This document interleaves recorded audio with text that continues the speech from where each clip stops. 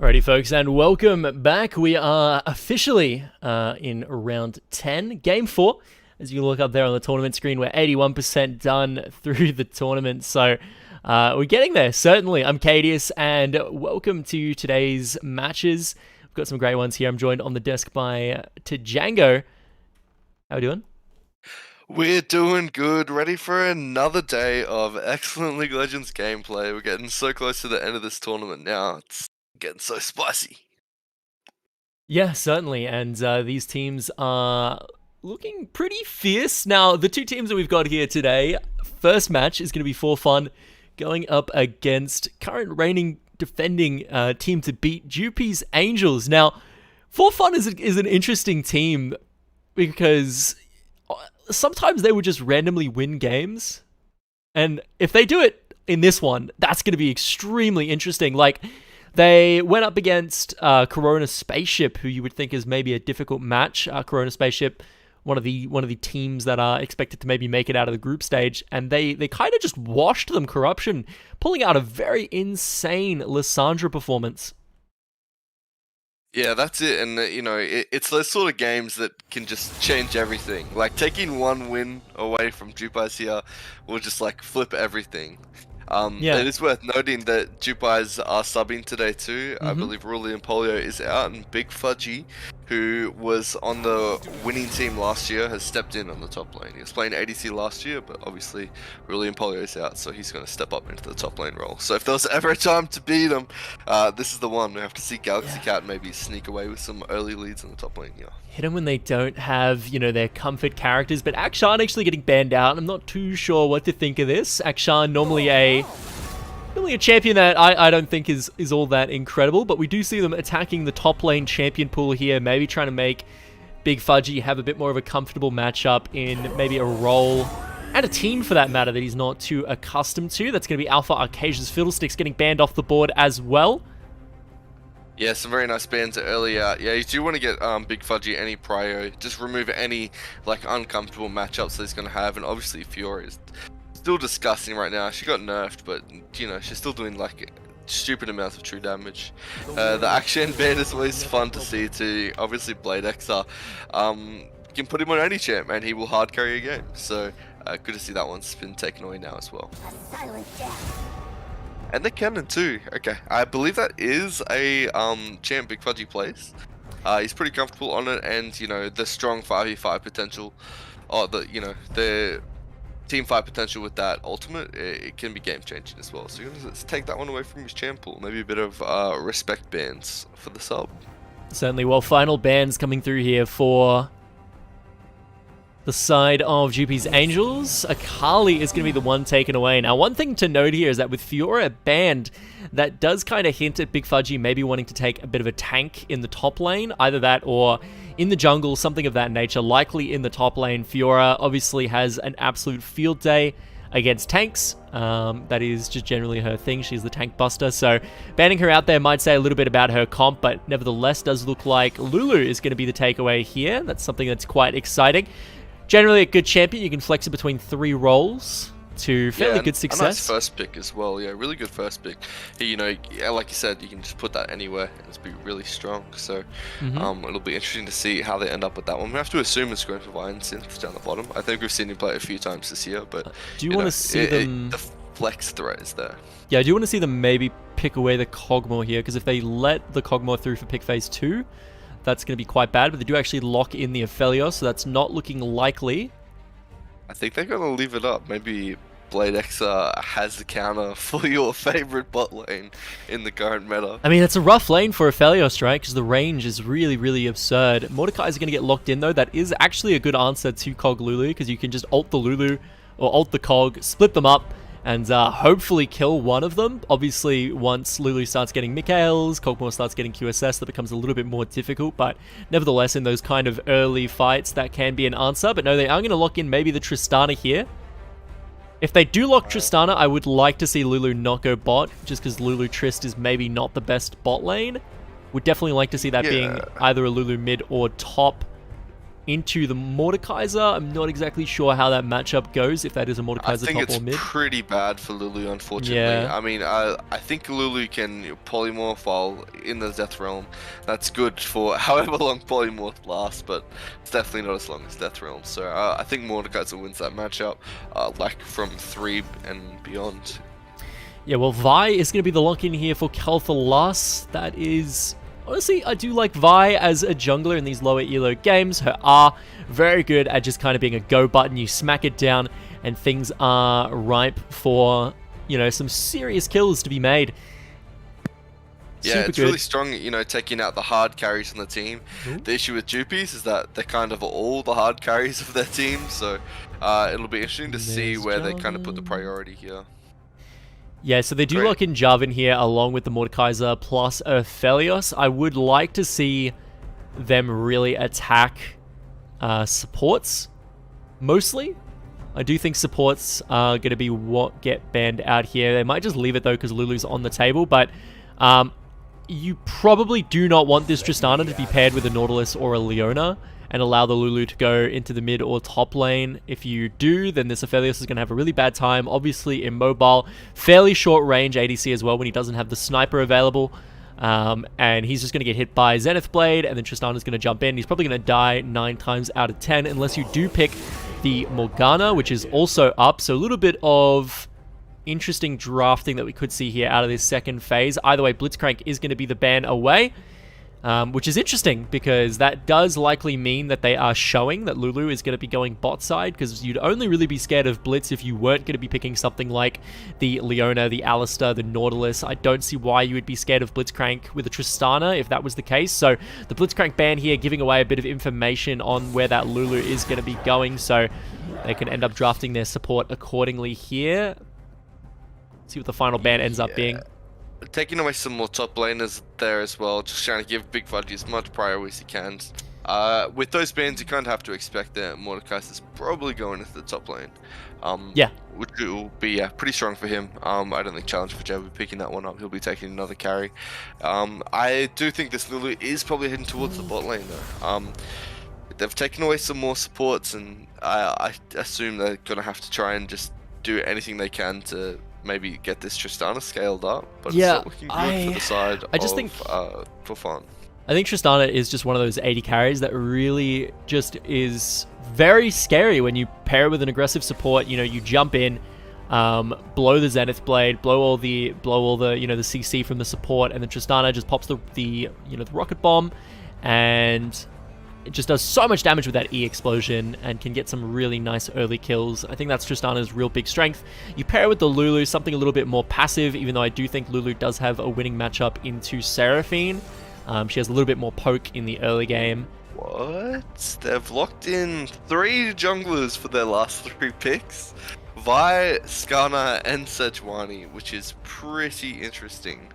Yeah, so I... Must be Sejuani top, right? I could actually expect this being a kill lane bot with maybe a Tristana mid, Lulu top, and then one of the junglers in the jungle. I could definitely see that potentially happening, and they just shake up their composition. But no, it does look like Corruption is going to be rocking the Vi mid with the Skana in the jungle.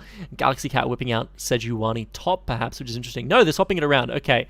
Sejuani mid for Corruption. Could be going the AP Sejuani. I've seen it once in my solo queue games. I don't have very nice things to say about it, I'm afraid. That was not a game that I won. Yeah, I think it is pretty garbage. I know that Sejuani has seen some top lane play in like Challenger Elos in like EU, stuff like that. People have been playing like TP, Ignite, Sejuani in the top lane. It's probably better than Vi in this case. I think Vi is also going to have a really rough time against Mordekaiser. I'm not too sure what's happened to the draft for FF. I don't know if there was some troll picking or they've just been working on something really spicy that we haven't figured out yet, but it's looking really rough against the top team in the competition right now. Yeah, certainly. And I mean, Jewpies Angels here, not without their own interesting picks here. Amumu mid for Challenger for Jade, going to be locked in. So it's going to be kind of 2 tank junglers that are being put in the mid lane, probably building AP, and are looking to get some crazy burst off in those mid to late game team fights. We'll see how it goes though. But Alpha Arcasia doing what he does best, picking a long range, engage, mobile jungler akin to the Fiddlesticks, but not quite in the form of Jarvan 4. Does have that big power spike for his ganks at level 6, being able to lock them down in the ultimate. He just received a big damage buff recently as well, making like full lethality Jarvan kind of viable again.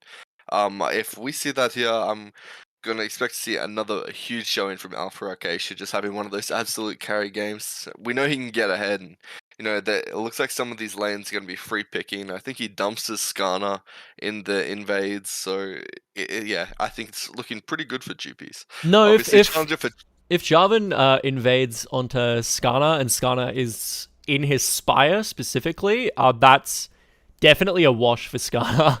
Skarner, when he's actually in his Spires, is like super good, but outside of his Spires, obviously not nearly as good of a duelist in the jungle, and considering, the current meta is very sort of focused around the river and invading and that sort of thing, it makes Skarner just a little bit harder to pilot. But nevertheless, in these kind of disorganized games where maybe carries won't put as much priority on, purchasing the Quicksilver Sash early, Skarner can be very scary. So we'll see exactly what Kel'Thuzad is going to do here. Yeah, will definitely play a big role. I don't know. I just think Jarvan's probably stronger than Skarner at the moment. They are kind of both not really meta junglers in any sense, but if you put it in a non-priority list, I think Jarvan is probably just going to have a better performance overall. I'd like to just point out challenge for Jade once again, just doing like another just outrageous pick. I don't know the last time you saw an Amumu mid. It's been a long time for me, I can tell you that. Yeah, it's definitely a while ago. Just an absolute troll pick from Challenge for Jade again. And we know he loves to pick these, and then he just pops off as well. We'll never forget the year mid where he dumps the Blade Axle last season. And hopefully we're going to get another big showing here. Yeah, certainly. I think the Skarner is definitely not a bad pick here at all. I think, lots of champions that he can just kind of run down here. He's going to be able to get on top of the Aphelios 100%. And if you look at their team comp, right, like Aphelios is just so much of their damage. If you're able to survive the initial burst from Amumu, Jarvan, survive the Mordekaiser's ulti, Bled X is really their only source of consistent high damage after that, right? And you have all these tanky champs that are likely not going to just die in that initial burst, which means if you're able to kill Aphelios, you're probably going to win the team fight. And that does mean that they are going to be able to get some great picks with this Skarner here. I do expect the Vi and the Sedge to really be the kind of downfall of this team composition, though. I'm going to be having a look at that. I think overall, Jewpies did win out in draft. It's mostly just them putting that Lulu bot with the Tristana, not able to play aggressive onto this Aphelios because of it, nearly as much as they could. A lot less kill pressure than they maybe could have had in that lane. And then also Sejuani and Vi in the solo lanes. I'm not exactly sure how that's going to go, especially when Mordekaiser, fairly good kind of duelist melee champ up in the top lane, who is going to be able to do some serious damage to this Vi. We'll see how it goes. But either way, before we hop into game, let's have a quick look at our sponsors here. The Territory Zone Paul's Iced Coffee, celebrating 60 years here in the top end. The Northern Territory government as well, of course. Shout outs to all of the fellas over there. And McDonald's Group Darwin, who are responsible for the majority of the Darwin stores for McDonald's, as well as the Palmerston stores. Big shout outs to those guys as well. And all our minor sponsors here, lovely local businesses that you watching in can go and check out, grab yourself some goodies, and also make sure to check down the bottom there on the screen. You see NTEL participants scan QR code to claim your sponsor perk. So that QR code that's on the screen right now, I'll leave it up for a few more seconds so you can grab it. If you scan that on your phone, it'll take you to a page where you're able to actually claim discounts at all of the great local businesses that you see on your screen right here. So definitely a big shout outs to absolutely all of those folks. Couldn't have done it without you all. And but we are about to hop into game here. Yeah, it should be interesting. Just while we were in the loading screen, we've seen a few masteries. We've seen Vi actually take Electrocute. she might be able to actually cheese like a good maybe first blood in the maybe first or second levels in this lane, where Mordekaiser is like especially weak. He typically after 3 he becomes quite unkillable. So maybe she'll look for something there. She did have a bit of a mastery diff too. Obviously Big Fudgy only had about 50k, and Galaxy Cat had just over double that. So maybe they're onto something that we're not, and I'm hoping for their sake that they've got something worked out here. Yeah, I do think that the electrocute on Vi here is an interesting one, especially into something like the Mordekaiser, but it does make sense, right? Like, you don't want to be taking extended trades into the Mord. But then if you're going to queue on top of him, the question becomes, like, how are you going to get away, right? Like, how are you going to get away from Mordekaiser if you're queuing on top of him? So, for that reason, I maybe would have liked to have seen something like the Phase Rush instead. I think that could have been really good here, being able to go in, get your Q, auto-attack E, proc your passive, good damage, and then just kind of running away with the Phase Rush proc from there. Yeah, but it could be crazy. We might even see like maybe an E level max in that lane, and just maybe he'll just walk up and just take like auto trades. Go for the Divine Sunderer, maybe something like that. But you know, it's looking grim right from the champ select, I think. Yeah, there is that as well. I don't know. I'm still yet to see teams in this tournament know that when they lock in Lulu, the Lulu does not have to go support. You don't have to put the Lulu in a lane that the Lulu is bad in after you lock it in. You can put the Lulu in solo lanes. She's better in solo lanes in a lot of matchups. Really strong. I think she kind of just plays a little bit differently in the other lanes, and I don't know. I'm not super familiar with Lulu top. I probably wouldn't take her top in that sense. Maybe it's a similar thing there. Yeah, no, Lulu top's very good. She's extremely good at bullying melee champions. Like, she would definitely beat Mordekaiser early. Once Mordekaiser hits 6, obviously, becomes a little bit more tricky. But you do have the ultimate, the polymorph, the Q slow to keep him off you in the Death Realm. So you can honestly probably kite him around. I don't think it would be that bad. And you definitely like dumpster him pre-6. But yeah, you're just able to walk up, click E, click Q, auto attack with picks a ton. It's really annoying, super oppressive. You itemize into the Shirelias, and the staff, all that good stuff, plus, you know, the anti-heal items. You're just able to be a very obnoxious lane bully who scales into an incredible utility mage for your team. I don't think she's super good full AP. I know some people play with like full AP in solo lanes with like Luden's Echo. Not sure that's kind of the play. If like the Q poke, yeah, it's definitely interesting. Yeah, you do max Q. You do max Q in solo lanes though, definitely for the wave clear. Yeah, right. Okay. Yeah, that makes sense. Yeah, interesting. It's been a bit of a slow start so far. I think we've seen Skarner maybe go for the first gank in the top lane. Both junglers are kind of hovering that top river at the moment. Hang on. I was just trying to pull up the chat for everyone. I forgot that I had it on full screen. This bot lane, though, is just absolutely belligerent right now. Bledex are doing a ton of work. I do think that, again, Seraphine is a better champion than Lulu. Lulu is better when paired with Kog'Maw, but Seraphine, when paired with basically anyone else, is going to be better. But meanwhile, Corruption going in. Ooh, has to flash it.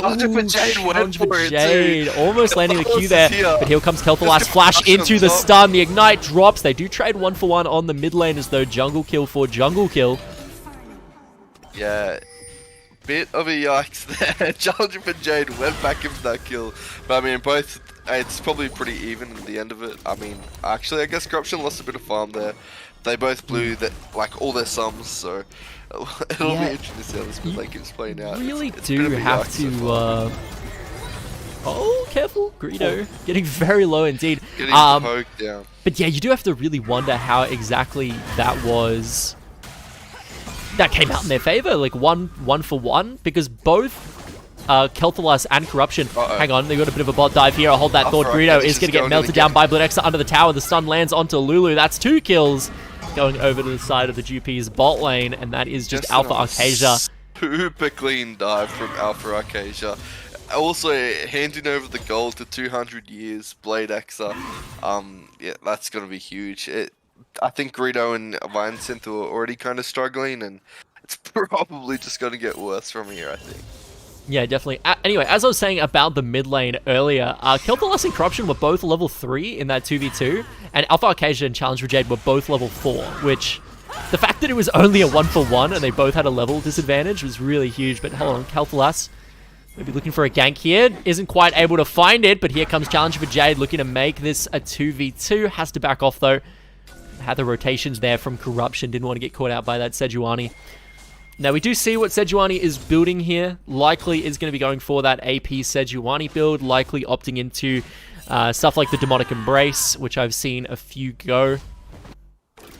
Again, I don't think it's that good, especially not from behind. Just don't think it has a ton of damage. I think you could pick something like a Lissandra and do basically the exact same thing, like fill the exact same role, but just much more consistently. Right. Yeah, that's a really good shout. They really do have like all the same abilities, except Lissandra has more damage. Corruption is definitely going to go down here. It's going to be a matter of if Kel'Thuzad can get something, though. Doesn't look like he is. Yeah, it's all kind of happening in the bot lane, in the mid lane. There's a few trades going on. Yeah, look, Corruption's really getting punished for this pick so far. Because she has such a big hitbox, she's just free ganks for Alpha Arcasia at the moment too. Challenger for Jade is actually chasing Kel'Thuzad down. I guess they're probably just going to give that one up. Seraphine definitely just got vision that he's there. Maybe looking for the return here, but the drag's definitely going over. Skana is in a whole heap of worry here. Just going to back off and give it. They do have to watch out walking up too close. Bledexa has one of the best early game weapon combinations, having the red and the white. You're able to pop the red Q, get a ton of chakrams, swap over to the chakram, and then just do abhorrent amounts of DPS. So have to watch out when he's in this kind of combination, not to get too greedy with your fights, because he can definitely explode a lot of damage in your face very quickly. But again, this Sejuani, I'm just not too sure exactly how this is going to go. Obviously, Amumu. I was talking about this last week, about how Amumu is kind of just better Sejuani, in my opinion, in terms of filling that kind of tanky jungler role. Galaxy Cat nearly finds the solo kill on Big Fudgy. Super huge. Big Fudgy having to blow the flash there is actually huge for Galaxy Cat. She could have flashed autoed and killed him there even. Really lucky for Big Fudgy to get away with his life there. Big yikes. Maybe Galaxy Cat's onto something here. I don't know. Maybe it's the Mordekaiser's weakness. Only time will tell, but look out. A Dream to Meme does have the flash available, but not popping it just yet. Waits it out. Ends up baiting the entire side of the 4Fun team into getting 3 kills dropped on this bot side, and up Bledexa 3-0 and 2. Not what you want to see. Yeah, it was looking pretty good for Gothalis' gank right there. Gritter got a really nice W over the wall and was right in the face of Bledexa, who got really low, but as soon as he blew the flash, the exhaust came out from... Oh, sorry, Dream to Me blew the flash, and the exhaust... Gonna be another kill. Looks like Corruption going down here too. Not much to cast there. That's just going to be a classic Java and flag and drag into Amumu landing the follow-up CC. And left, right, good night, what can I say? But you're right about this top lane. I think that, you know, even though Vi is playing well, she is still finding herself at a CS disadvantage, and she's not getting any kills. So I think eventually this Mordekaiser, if this keeps up, is going to end up outscaling her a little bit in the 1v1. But hold on, Alpha Arcasia coming in to speed up that process a little bit, finding a cheeky kill onto Galaxy Cat. And in the gold over to Big Fudgy there too, and that he's just gonna be so like annoying from there. He's already got the Leeching Leer, the Omnivam's gonna get even worse. If Galaxy Cat had a chance to beat him before, I don't think he will with all that gold that he has now. Yeah, Alpha Arcasia right now playing out of his mind, almost a 100% kill participation in this game. And that's just exactly what we expect from him these days too. He is by far the best jungler in the league. He's like everywhere he needs to be all the time, and whenever he ganks you, like he probably has like a 95% success rate. I think it's absolutely insane, and I think this will be another Alpha Arcasia carry game, honestly. Yeah, definitely. I mean, that is kind of what happens when you put Bledexa into a role like AD carry, who maybe isn't going to be making, you know, the big early game plays, much more of a scaling role. Does mean that, you know, it gives Alpha Arcasia much more of a chance to shine, and he's doing just that. But Kel'Thuzad trying to come back, grab a kill of his own. No Death Realm available here for Big Fudgy. Does look like he's going to go down to Galaxy Cat. One more auto will do the trick, and there it is. They get a nice return kill over to the Vi up in the top lane. That is exactly what they needed. But meanwhile, Challenge for Jade looking to gank this bot side. Does have Curse of the Sad Mummy available, trying to position it between the two members of the bot side. But that's going to be the Seraphine ultimate locking up. Greedo flashes away, but Challenge for Jade diving under the tower. No, does have the flash to get himself out of there. and not trade the kill back. And that is a wonderful 2 kills picked up, and they didn't even have to expend the Amumu ulti. Did have to blow the flash on Amumu though.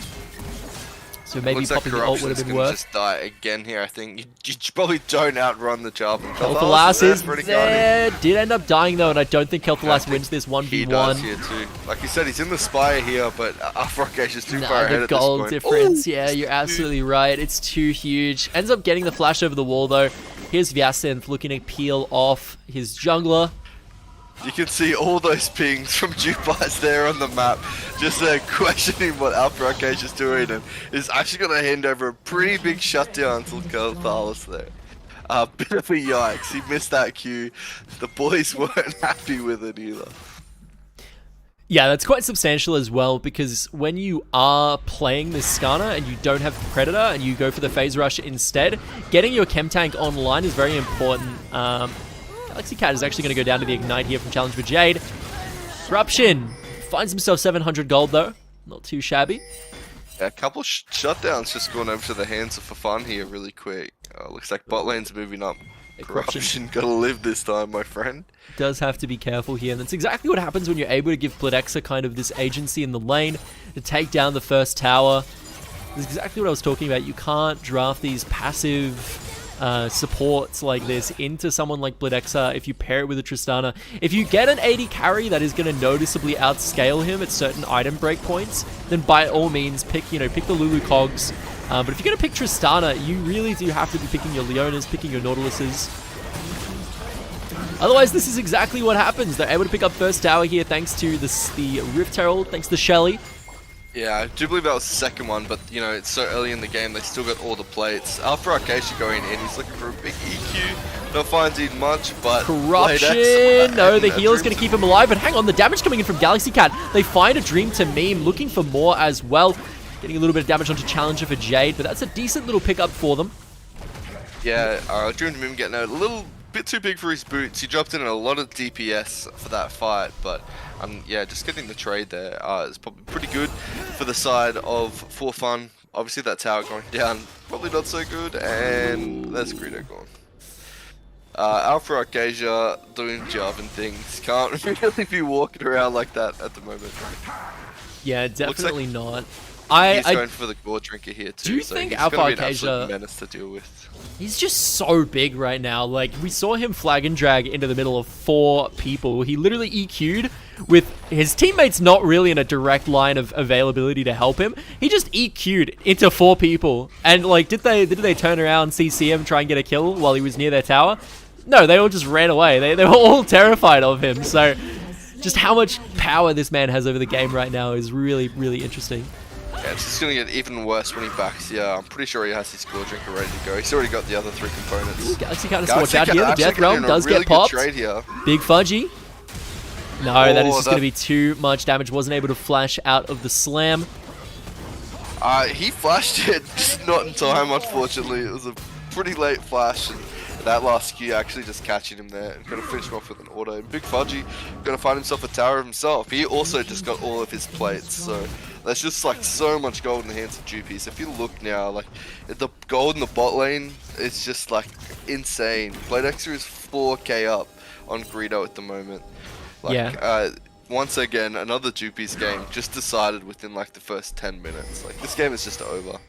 It's unfortunate for fun. They did go for a bit of a troll draft, but what can you do? Yeah, the draft was like really, really bad.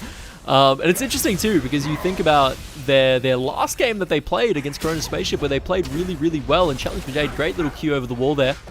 Curse of the Sad Mummy is available, might look to land it onto both members here, and indeed he does.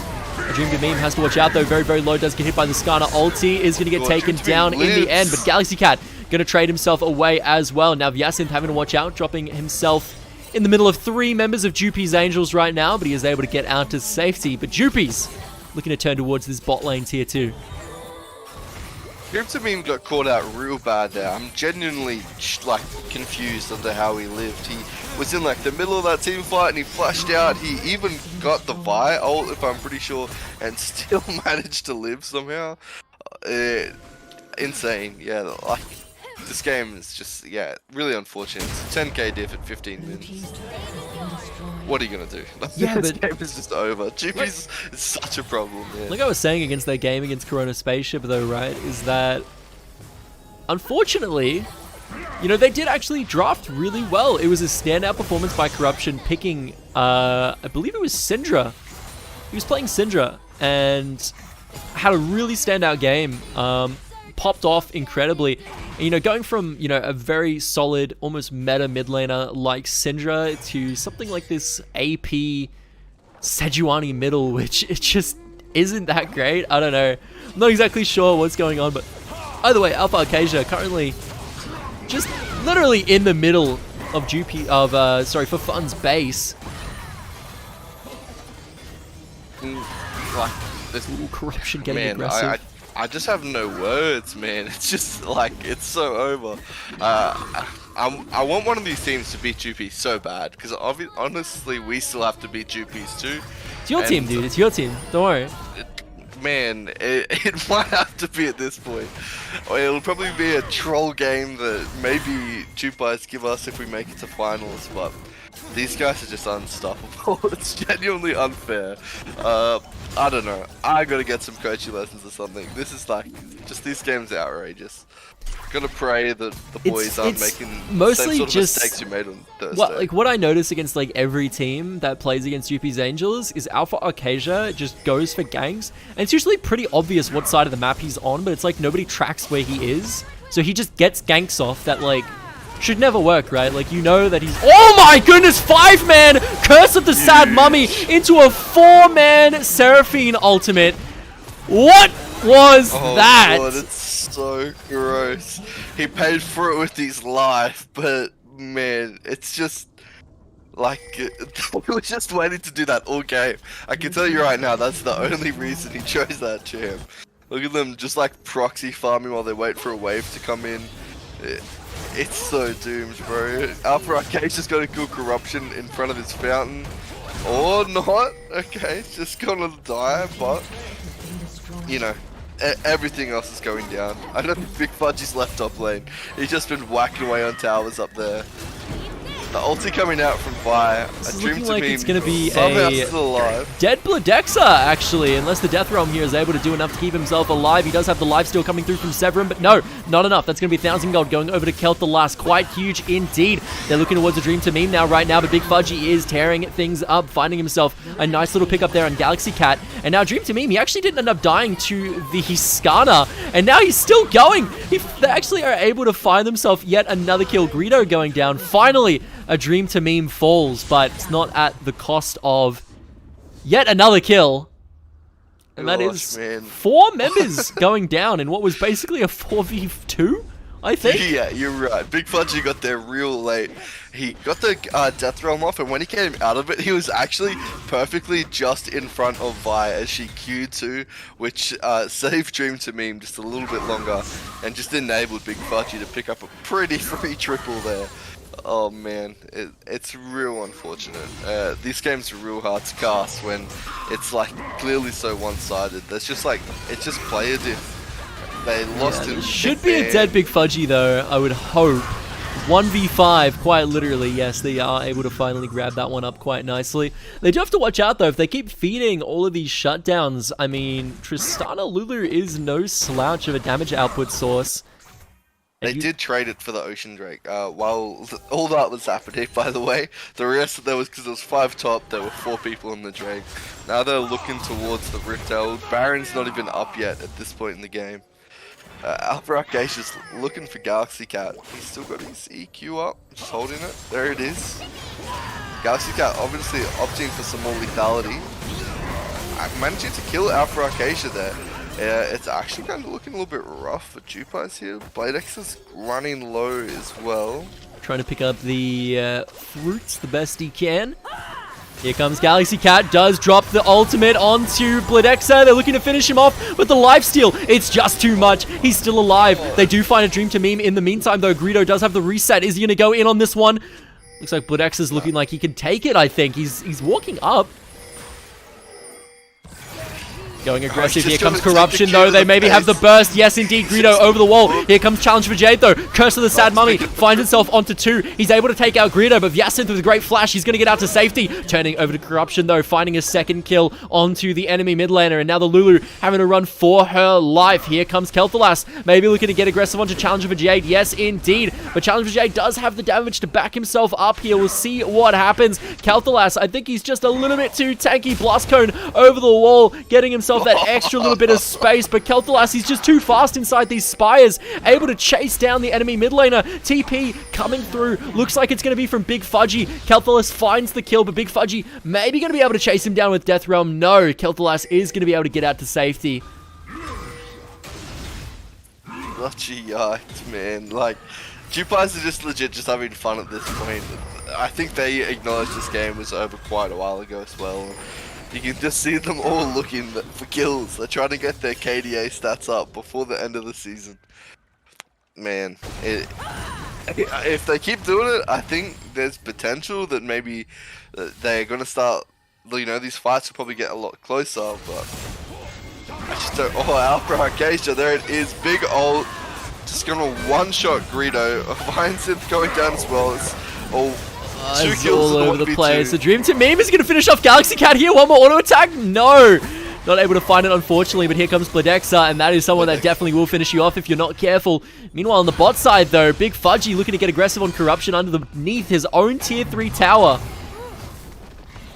Man, Corruption's so squishy, man. He's just going for the rocket belt, and like, I guess we're just used to seeing the really tanky Sejuani's in the jungle, but she's getting like chunked down by these big Fudgy Qs, like almost a quarter HP a Q. It's so rough, man. They're still on the chase for Kel'Thalas in top. Yeah, this man is running across countries. Oh, nearly able to dodge out of a Dream Team meme there, but no, he's going to get taken down. Yeah, just the Watch out, though. Big Fudgy's getting a little bit too close. Is he going to drop the Death Realm? He does drop it onto Greedo here, but Greedo has the damage to finish him off. Yeah, way too late. He kind of just needs to drop that as soon as he gets in.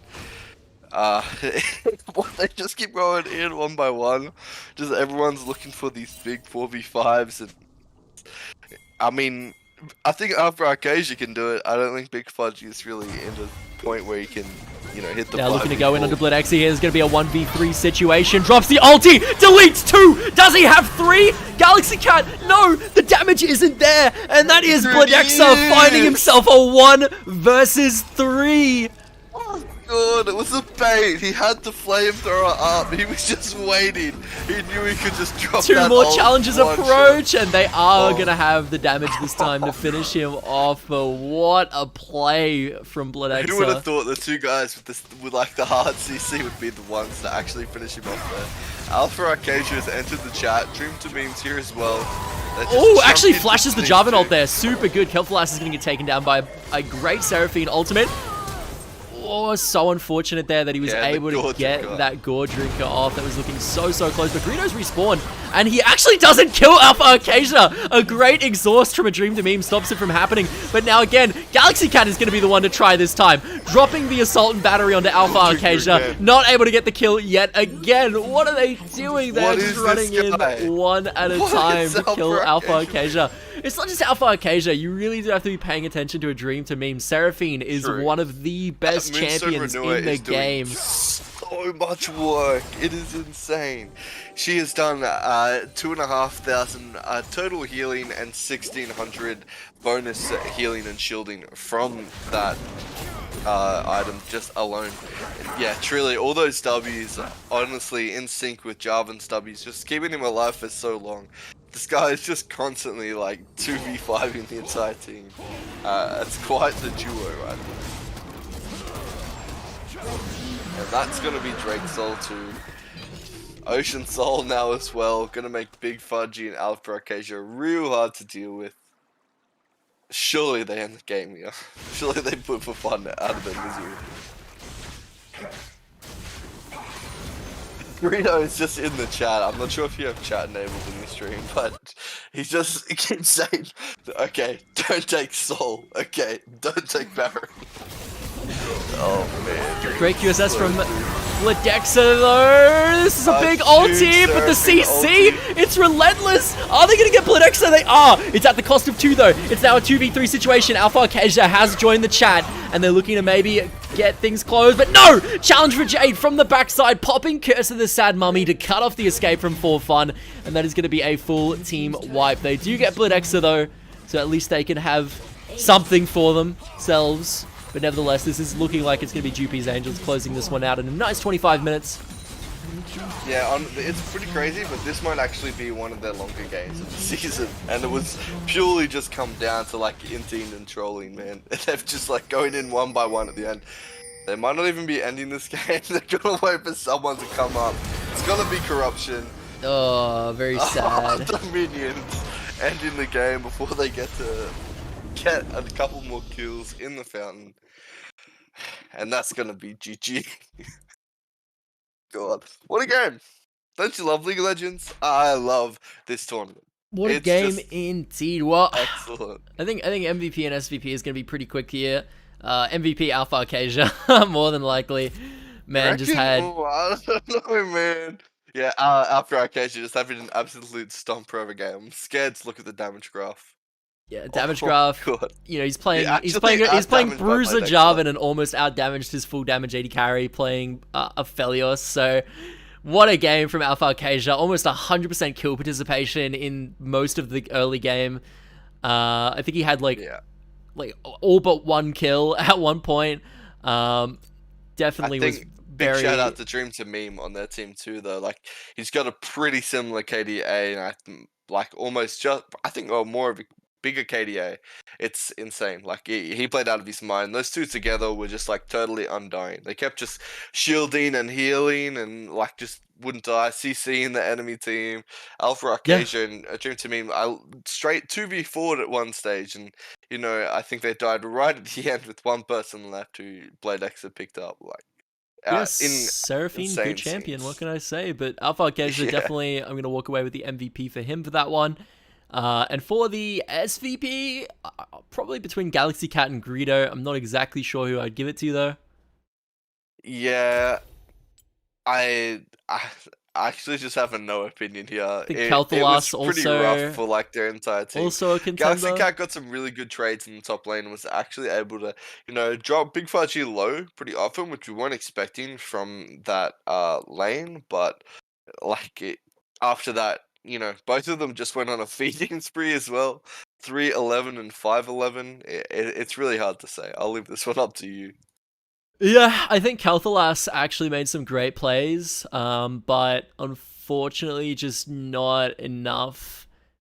And I mean, that was mostly at the cost of, you know, his lanes just kind of losing, and it's kind of hard to look at Kelthalas as having a good game when Alpha Arcasia, you know, the enemy jungler just had such a better one. But I do think he played well as well. So I don't know, Kelthalas, Galaxy Cat, Greedo, lots of interesting ones here. If you out of those three, I'm leaning more towards Kelthalas. It was that early gank where you know he kind of got the first kill. He got there in time to keep it even. Yeah, did play early game quite well, and then you know in the late game they were he was able to land these ultimates onto Bladexa, force out the QSS nice and early. But nevertheless, that is going to be a great game for Jewpies Angels. So well played. We are going to be back in a moment after a short break to look at our next game, which is going to be Corona Spaceship going up against Destiny, which should be a bit of an interesting one. Yeah, this is definitely like our game of the week this week. Both these guys, I think they're 3rd and 4th place at the moment. Oh, excuse me, Corona Spaceship are in 2nd place, Destiny are in 4th, but Corona Spaceship have played more games at this point. Yeah, it's a big yikes. I think this could really go either way. Corona Spaceship have been on an absolute roll. Destiny have been having a few more inty sort of performances, and this will, you know, change the scoreboard quite a lot. Both the teams, Corona Spaceship's on 9 wins, 4 losses. Destiny's on 8 wins, 4 losses. So whoever's, you know, if Destiny don't get this win, I think they have a real big, you know, danger of a missing finals. Jobseekers could easily swoop in there and just win all of their next games. It will definitely be one to watch, I think. Certainly, well, only time will tell, and we're going to throw it over to a bit of a break, and we'll catch you at 4 p.m. when our next game is going to be kicking off. See you then.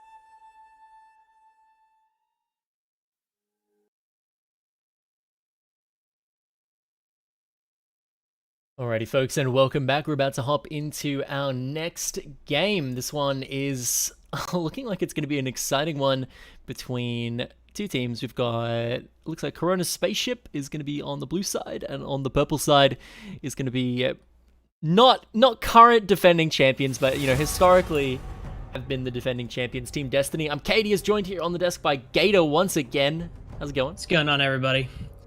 It's your funeral.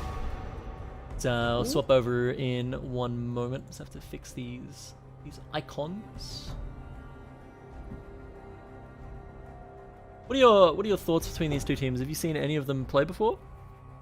I think Django gave a really nice summary of these two teams' history here. Destiny does have a lot of history in the scene, has historically played very well, easily top 2, top 3 team.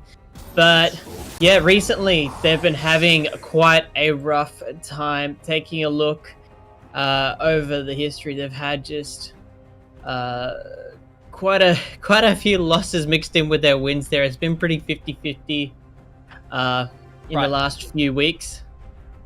One thing to note, though, is that these rocky 50-50 games are without, one of their star players, arguably captain, Daniel B. Moto, Prodigium himself, rocking the support role. He has been away for some time, but he is back this week for this game. So this is going to be, this is going to be the Destiny that, is not batting around the bush with those middle of the pack teams. This is going to be, the Destiny that really does force, Jewpies Angels to bring their A game to overcome.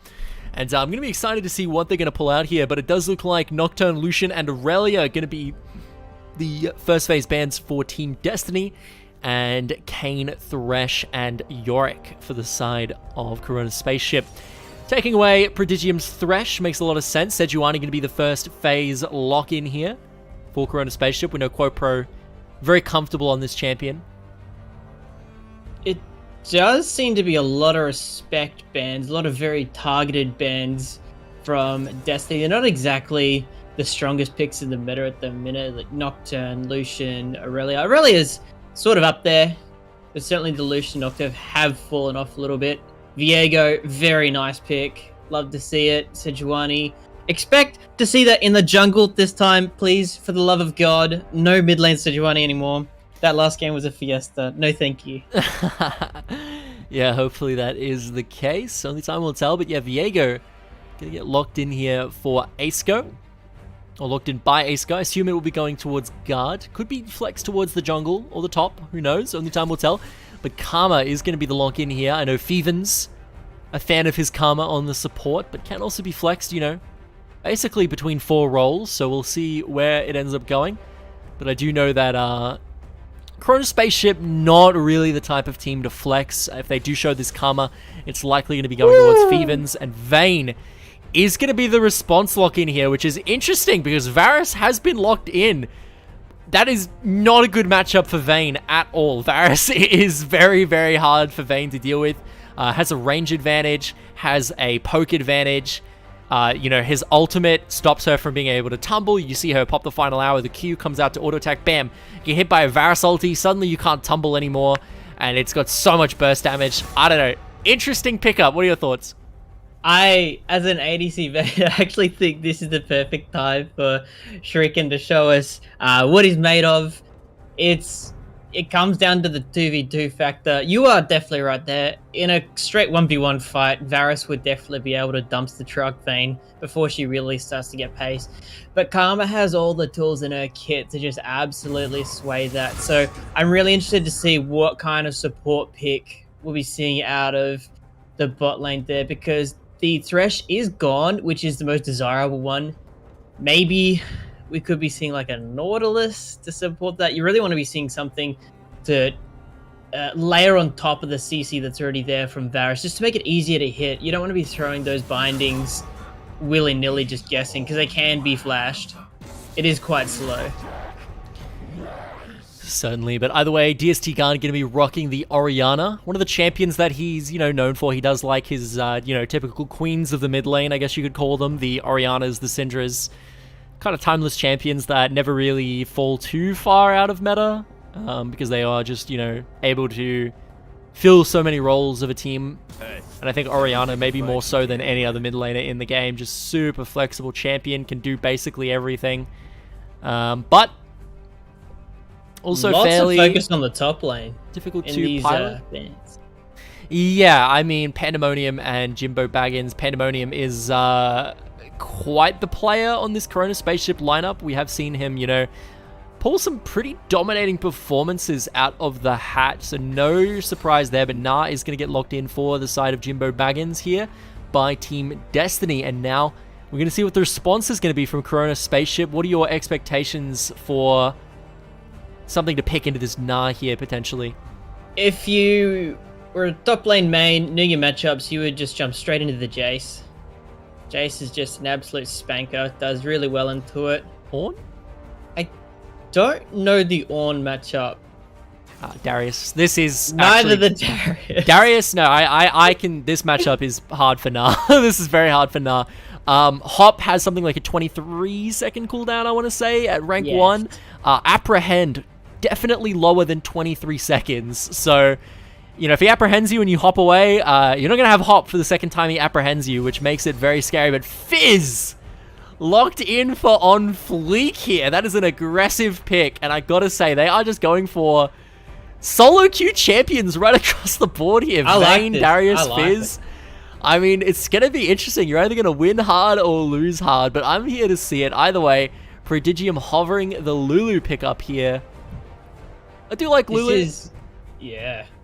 Does beat out Karma in the laning phase, but no, goes over towards the Bard here. Makes a lot of sense. Obviously, you are able to get a lot of work done with the ultimate. If Sejuani goes in for a big engage, does land the Sejuani ult onto one of your teammates, just ult them. And then, you know, they're in no danger of getting blown up in the stun. Pretty good. If you get hit by the Fizz Shark, just Bard ult them. Not going to get blown up by the Fizz Shark, you know?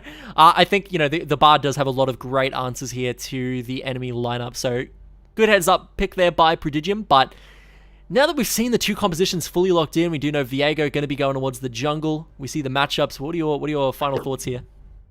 I think that Destiny really want this win. They have chosen nothing but ballsy. This is just straight engage, smack your face. There's no real in between here. There's a lot of real high priority picks, but at the same time, Corona Spaceship have drafted really mayly for a hard engaged steamroll comp. The Sejuani into the Darius. I'm expecting to see hopefully a flash, maybe a flash ghost, or at least Ghost will be the core here. I think if he really wants to win, as you mentioned, forget the name of it, but he's E, definitely lower cooldown, and just running down that Nah should definitely be accelerating that. Every lane is just looking extra spicy here. I don't even know where to tell you to keep your eyes on, because it's just going to be absolute bloodbath, I think. Yeah, certainly. I do think this bot lane is heavily Destiny favored. I think Karma can pull out some decent poke, but I think Bard is also able to do just that, and Varus obviously just going to do more damage than Vayne objectively in the early game. I think Vayne is not a troll pick, but I think she's someone you have to pick in response to a very certain type of comp, right? Like a very static, tanky comp that just lets Vayne just unload autos, use her mobility to kind of kite around them. Not this kind of a comp. Viego, Nah, gonna be very dive heavy. Orianna, Varus, you know, tons of CC, tons of burst, and not super tanky. And then Bard, not exactly a tanky support either. Normally you'd want to pick Vayne into something like, you know, the Braum, to help, you know, with the Silver Bolts, deal with his shield. Bard was perfect to complement the Varus as well. He's just such a lane, but you wouldn't think it if you haven't come up against the Bard yourself, but it really is painful to try and go to toe with the Bard or just deal with his presence in the lane, which perfectly complements the Varus in this regard. It's going to be really tough on Fevens to keep Shriken shielded, healthy, so that they can survive the early game. Hopefully the 5v5, where they may potentially be able to find the catches. It's all going to be about the catches here. It's all going to be about who can find the engage on who first, because you see some really big ultimates. The Fizz ult, the Sejuani ult, Likewise, the Viego, who's just going to be darting around these 5v5s. Oriana, big team fight cleanup. Nah, to complement that. I can see it. I can see it. I'm just waiting for it to happen. This is going to be great. Certainly. Well, before we hop into game, let's have a quick mention of our sponsors, the Territory's own Paul's Iced Coffee, celebrating 60 years here in the top end, the Northern Territory government as well. Big shout outs as well, keeping the coronavirus nice and under wraps in our lockdown over the past, week or so. And as well as that, McDonald's Group Darwin, who are responsible for the majority of the McDonald's stores in the Darwin and Palmerston areas. Big shout outs to them. And all of our lovely minor sponsors here. Now, if you are participating in the NTEL, folks, make sure to scan that QR code up on the screen right now to receive discounts at all of these great local businesses you see on your screen right here. A bunch of them, obviously, giving out some great services. Some of them are the only source of certain services here in the territory in general. So definitely do go and claim those ones. But in the meantime, we're going to hop right into our game here and see exactly who's going to come out top in between this one. Does look like Feven's going for the Comet Ignite setup. A little bit of an aggressive Karma page, you could say. And Pandemonium, again, not going Ghost on the Darius, which into a matchup like Nah, I am very not a fan of. No phase rush either tonight. I do think Conqueror is better. It's one of those things where if you don't go the Ghost, I think Phase Rush becomes a lot more desirable, but not going either just makes the champion way weaker than it could be, because you're just way less scary, right? Like a Darius that just sits on top of you and you can't get him off you is terrifying. But going for the TP, I'm not exactly sure what he's going to get done with that. The reason why Darius is so bad with TP, right, is because, like what do you... You haven't got much to offer once you get there. Yeah, what do you do, right? Like, you TP into a team fight, and then it's like, what? You walk at them? Like, what? You don't have any way of initiating from long range. You don't have any, like, hard CC aside from Apprehend. You don't have any mobility, but like, Ghost makes him scary as all crap. So, definitely recommend taking that Summoner spell on the champion, but nevertheless, we'll see if Pandemonium maybe makes this crazy TP pick work. I think he actually played Darius once before and did go TP, and it didn't go too well for him, so it does not look like he's learnt his lesson. A lot of respect coming out of these teams. There's absolutely no invades coming out. Everyone's staying to their 3-point defense, doing their leashes for their jungles. Interesting enough, Viego is starting top side, which means we can see him in the bot lane at about that 3-minute 30 mark, maybe 3 minutes. Keep your eye for that one. Yeah, question from Harry Fudge in the chat saying that he can't scan the QR code because of the NTEL YouTube logo. This does make a lot of sense, but good news, you can head over to the Next Tier Gaming and Esports website, and all the info is there. The QR code basically just takes you to the website page, so you can just go to the website page yourself, find all the discounts. They are all there for the taking, QR code or not. Shout out Big Fudgy. Great game last game. Not bad at all. You're done good. Ooh, Prodigium going a little bit wide there with the Q. Cosmic Binding. Unfortunately, not quite landing the mark. That's that poke we were talking about. You're going to see that bot lane ride heavily on the supports until probably at least level 6, until they start getting some items. Naturally, as you'd expect in any bot lane. Yeah, I really do want to see Feven's get level 2 here. Having that shield would be quite nice in these trades, just to come out a little bit more ahead. Feven's is absolutely specky Prodigium. I'm not sure he wants to do this at level 1. This is a really big throw. Oh no, this is not what they needed. Yeah, massive wave has been built up here in the mid lane by DST Guard, which is really good. Stops Fizz from being able to dash on you belligerently, uses very strong all-in pressure that he has early to get a cheeky little solo kill. So definitely great heads-up play there for shoving in the wave, getting that lane control in the early levels by DST Guard, using Oriana's superior wave clear that she has in her kit with the Command Attack, or Command Assault, I believe it's called. Yeah, probably not going to be... Aceco is As I there, but so said. is Quopo. Going to be a bit of a 2v2 in the mid lane. Onfleek dropping very low. First blood going over to DST Guard. Looking to keep going though. Quopo, great Cosmic Binding coming in from Prodigium. They force out the Flash, the Ignite. Oh, the Exhaust, I should say, from Prodigium to secure that one over to the side of DST Guard. And Aceco. Had me a little dizzy there. Seeing the Sejuani dive her own team, but yes, that was Asuko trying to assault the Fizz. That is a great pickup for the Orianna. As exactly what you want to be seeing in the early game here.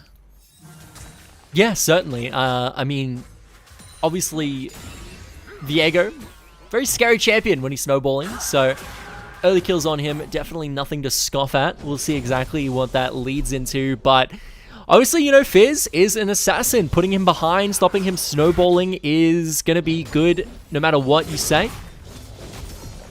Yeah, we're really going to see that lane take Oh, off at look level at 6. this. This is going to be one of these situations, Yeah. right, where if Pandemonium had Ghost, that could just be a kill right there. Like, that could just be a kill. He gets the apprehend on Jimbo Baggins that far up the lane. As long as he doesn't walk behind Jimbo Baggins and let him hop away, get the double hop for free, he should just be able to chase him down the lane and kill him. But because he doesn't have Ghost, he's not allowed to do that. Like, there's so many just solo kill opportunities that Darius has when you have Ghost that he just doesn't have because he doesn't have access to the spell. Could be seeing a very early boots coming out of Pandemonium as well to kind of compensate for his lack of speed here. And this lack of speed is also actually really punishing him because he's taking a lot of this early poke straight for the pickaxe, mind you. So maybe he just wants the one and done engage. We'll have to see. Can't blame the car. It's all about the driver. Zuko's deep in Crota Spaceship's jungle here. He's going to get found in just a moment. This could be disastrous. Walks away, no punish there at all. Very nice. I'm not sure if he cleaned out both camps, maybe just the one. Esco is in the wings here, waiting for Quopro to overextend on this crab. We'll see what happens. Jimbo Baggins is going to rotate down to help him out. Both top and middle have priority here. I don't think this... Quopro has no chance of getting this. Neither of his laners are even moving remotely to try and assist with that one. Easy 100 plus gold to Asuka. A little quiet. A little quiet this game. Not quite like the bloodthirsty fiestas that we've been seeing in the previous games of this week. The team fight from the side of Destiny here is clearly just better. And they scale incredibly well as well, so... Biding the time. I don't think they're in too much of a rush. Obviously, Vayne is very scary once she gets the items going, but Vayne is just going to have a very hard time against that kind of a lineup, so I don't think she's in too much of a rush. Nevertheless, Prodigium actually going for a roam up to the top lane at only 7 that minutes is such a huge in. help. So that does mean that this Varus is going to be bought by himself, and Quopro is there. So they might actually collapse onto him here. We'll see. They have to move fast, though, because that Bard is on his way down to the bot side once again. Starting to finally push him off the wave. However, it does look like this is already pushing in. Yeah, So this is definitely not a freeze. He's happy to wait this out because he's going to catch most of these minions. On Fleek getting shoved out. No opportunity to use his engage. Shum the waters.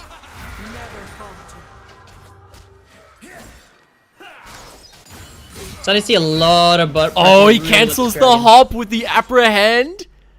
And again, could have just been a kill if he had Ghost, right? Like, come back here. this is what we're talking about. Like, again, this is why you need Ghost Lendarius, bro. Like, I don't know what else to say. It's really upsetting watching him just kind of... I think he's lost like maybe 2 or 3 potential kills in only 8 minutes if he had that ability, but I guess not. Maybe if he just settled for a boots, a dagger, and a pink ward. Fevens? Good flash. Fevens having to flash out there, unfortunately. Using the Astral Voyage to its full potential. Throwing back into the TP tower, coming beautiful. Yeah, does he have the heal? No, he doesn't. And that is going to be Jimbo Baggins picking up the solo kill. DST guard Baggins. goes for the full TP topside to try and grab himself an assist, but doesn't even find one, unfortunately. Don't worry, sir. I've got this one. At ease. It's actually quite sad how much Jimbo Baggins is just absolutely dumpstering this top lane. Clinically showing Darius what's going to happen if he doesn't... Ooh, this is going to be the binding onto Shriken, but very aggressive though. They turn it around. Ardmona very low, forced to go away, and Prodigium getting hit by that Condemn into the wall. Shriken flashes to the side, barely lives from the Ardmona arrow. Oh, but they want more. Tries to find the ulti, but no. I'm not sure if they could even action that, even if they caught the Vayne there with that ultimate. It was a little bit, maybe desperate, a little bit of loss mitigation coming into play there, trying to make something out of nothing. Maybe they're feeling the pressure. Let's see. Nice little pickup, grabbing Shelly. When are they going to drop this?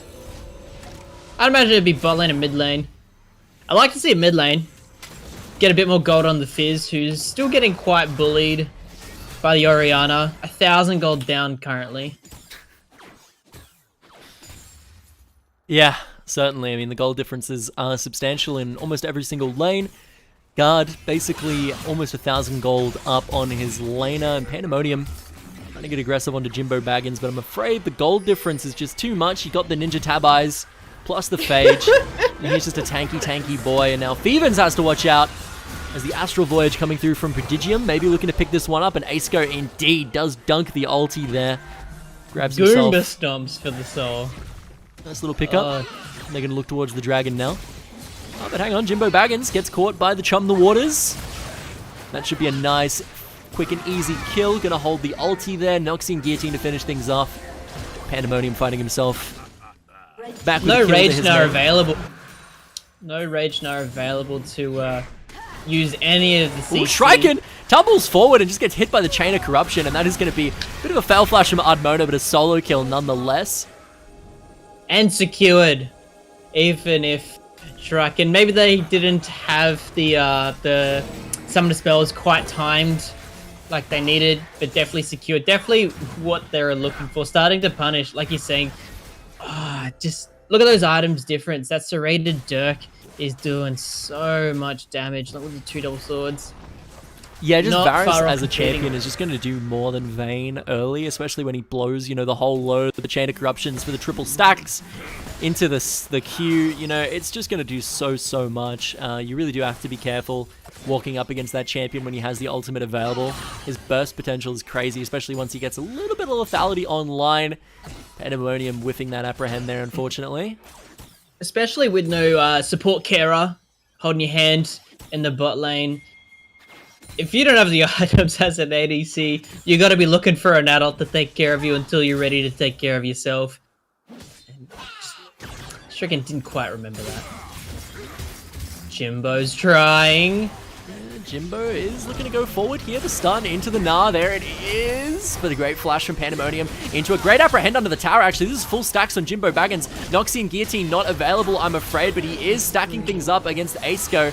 Unfortunately, is going to go down, and this is going to be Aceco now looking to turn it around with the ulti, dashing away from On Fleek. On Fleek doesn't have Chum the Waters available to catch up anymore. Quopro might have it. No, he doesn't. He's still going to get away, but here we go. On Fleek flashing under the tower. Does find Aceco finally. Going back in, actually, with the playful Trickster. Meanwhile, in the bot side, Fevens looking to get a little bit aggressive and bites off a little bit more than he can chew as well, as the Destiny bot lane are just chasing him down and find that one finished off. And now back to the top side. Gnar having to recall on low amounts of HP is going to enable Quopro and On Fleek to herald this tower. Quopro getting the full gold from that one there, since On Fleek did leave before he crashed into the tower. Shriken actually trying. going aggressive with Final Hour onto Prodigium right now. Does pop the Cosmic Binding to keep him in tow, but here comes Pandemonium. This is that TP we were just talking about. This is exactly what he picked it for, and it comes up huge. Pops the Noxie and Guillotine right before he hopped into the Astral Voyage. Able to find himself a beautiful little pickup on the enemy support. What a lovely little skirmish. We've got Ardmona gunning down Shuriken. We got Shuriken coming back. Shuriken trying to kill Bard. Bard running away. Giving it over to Pandemonium. It's all happening. Meanwhile, Guard was absolutely dumpstering GoPro, who was trying to cover the mid lane. And back to our scheduled programming of Pandemonium, continuing to try and run down Jimbo Baggins. Jimbo Baggins, unfortunately, for the side of Corona Spaceship, is going to dodge out of that Chum the Waters, keeping himself alive. That probably would have been death if it connected. The thing about Fizzle as well is because it's such a large AoE, you can kind of, oh, hang on, a little bit of action on the bot side here. Flash W from Aceco, not going to connect onto Shuriken, and unfortunately the Prodigium ult is only going to lock up his own jungler, and a little bit unfortunate there, but nevertheless, they live to see another day. Summoners get pinged in the chat there. That was Vayne and Karma both flashing. James of Corruption not quite going to the same postcode as Vayne. Might have to resend that one once it's returned to sender. Try and give that shot another one. We're starting to see this really... Yeah, they might go aggressive here. They don't know Ace goes in the bush, and Vayne! Shuriken is just going to get deleted, and they might actually look for more against Fevens here, under the tower. Only time will tell, but meanwhile, Pandemonium looking to get very aggressive onto Jimbo Baggins. Doesn't have the ulti though, so I'm not entirely sure why. That is just absolutely nice. That healing from the Phage coming out is just doing so much work for Jimbo Baggins, really keeping him in these fights, whereas Darius does not have that kind of sustain in his kit. Jimbo Baggins, also with the Grasp of the Undying, is out trading a Darius, which is natural. He's not able to hard engage because Jimbo is just too quick. Yeah, certainly. Yep, so we are seeing that he is maxing out. He is Hyper/Wallop, Nas W, which is giving him that insane burst of movement speed, which is why Pandemonium is really struggling to actually catch him here. Already 3 points in it, and it'll probably be maxed out very shortly as well. Yeah, certainly. Here comes Chum the Waters once again, though, from on fleek, looking to get aggressive under the tower. Playful tricks to try and dodge out of the tower shots, but TP coming through from DST Guard. They find themselves the kill with the Noxian Guillotine, but they have to watch out. Command Shockwave is going to connect onto Pandemonium, dropping very, very low. One more Q will do the trick. No, doesn't even need it. Finishing that one off with a couple of auto attacks and a nice reaction from DST Guard. Shapes that one up to only a 1-for-1, but meanwhile, here comes Quopro looking to get aggressive onto the enemy mid laner here. One more auto attack will secure the stun. There it is. Does he have the damage to finish this one off? W coming up in just a moment. It does connect, but no! DST Guard barely going to escape with his life. Oh my. Jeez, that was under 100 health, so close. Guard just styling on the entire Corona Spaceship team at this point. So much damage. That's the benefit of being the only AP damage dealer for the team. No one's really building any magic resist against you. We're seeing one set of Merc Treads. People are still itemizing into more armor. Seeing the Frostfire Gauntlet come out of the Sejuani. She's going to be doing flat damage. It's so nasty. Needlessly large rod already in there. That's just going to... more damage on the way. Yeah, Tempered Fate is going to connect onto two members here, and this is going to be a little bit of a team fight. Quopro is going to be the first to fall, and that's going to be Aceco popping into the reset, stealing away the soul of the enemy jungler now. Chains of Corruption going to go wide on Fleek as he blast cones over the wall, but a nice 2 kills cleaned up by Destiny. And they might be looking for more here. Fizz easily getting out there with the powered recall. This is really, interesting here. Good pickup, but at what cost? At what cost? Suddenly, top lane, mid lane, getting shoved in. The gold lead is starting to get a little bit out of control here. It is already at a 7,000. No, excuse me. That's not my strong point. Almost 10,000 gold difference here. Yeah, Quopro does have to watch out. The ultimate is available. It does have that Glacial Prison, if things are looking like they're going to happen. But nevertheless, you know, Fevens just does not have that support item completed just yet, which obviously is a really big power spike once you do get either the Moonstone or the other one, Shirelia's finished. It's on probably... the Karma. It's very strong, but hang on. Prodigium actually is going to get pulled over the wall here by Pandemonium. Is going to get dropped very low by Ardmona. One more auto attack will do the trick. Pops the flash. Oh, no. Quopro, though, getting caught up in the Tempered Fate. Is able to get away, though. Has to watch Interesting out. flash out of the Here Darius. comes Aceco going very aggressive, actually. He's going to get caught up under the tower. Great two-man ultimate, though, from Guard into an Ardmona arrow. Is going to clean up two. Quopro to follow, and that is going to be Destiny cleaning up all three. Nicely done. Don't even need Tempered Fate. They just dive. It's a bit surprising considering that, you know, the picks from Corona Spaceship seem to be more of the dive comp, but they're just complementing each other so well, just playing off the back of each other. Here we go, though. On fleek, Chum the Waters is able to find himself a nice pickup onto Aceco. Good damage onto Prodigium as well. They're not going to keep chasing, though. Chasing through Bard portals, usually a bad idea. Very true. It's a trap! Oh my. This is much more what we want to see out of Destiny. They have been looking a little bit shaky lately, but this is much more solid. Just absolutely insane plays. Jimbo's such a solid brick for the team right now. Just holding down whatever lane he's going to. Suko's making some absolutely insane plays. And Guard's just dumbstring whenever he puts out and presses his buttons. Face rolling his keyboard, basically. And no one can stop him. There's still no magic resist on the way. Seraphs is going to be finished off very soon, already at 300 stacks, 310. Ooh, Quopro might actually be bait of the century here as they go aggressive onto Prodigium. Does pop the Astral Voyage to get over into the Dragon Pit, but a great apprehend. Ooh! Quopro is dropping very low here. Is Aceco going to have the damage to finish him off? No. Condemned, but here comes Nah. Jimbo Baggins with a great connect on the double ulti. Finds themselves two pickups, and now the rest of the Corona Spaceship lineup have to run for their lives as Aceco is in hot pursuit. He's going to find Quopro here. That's one. And Phoebin's surely to follow. Ardmona hands it over. He's got places to be, turrets to kill. No time to run that down. What a turnaround.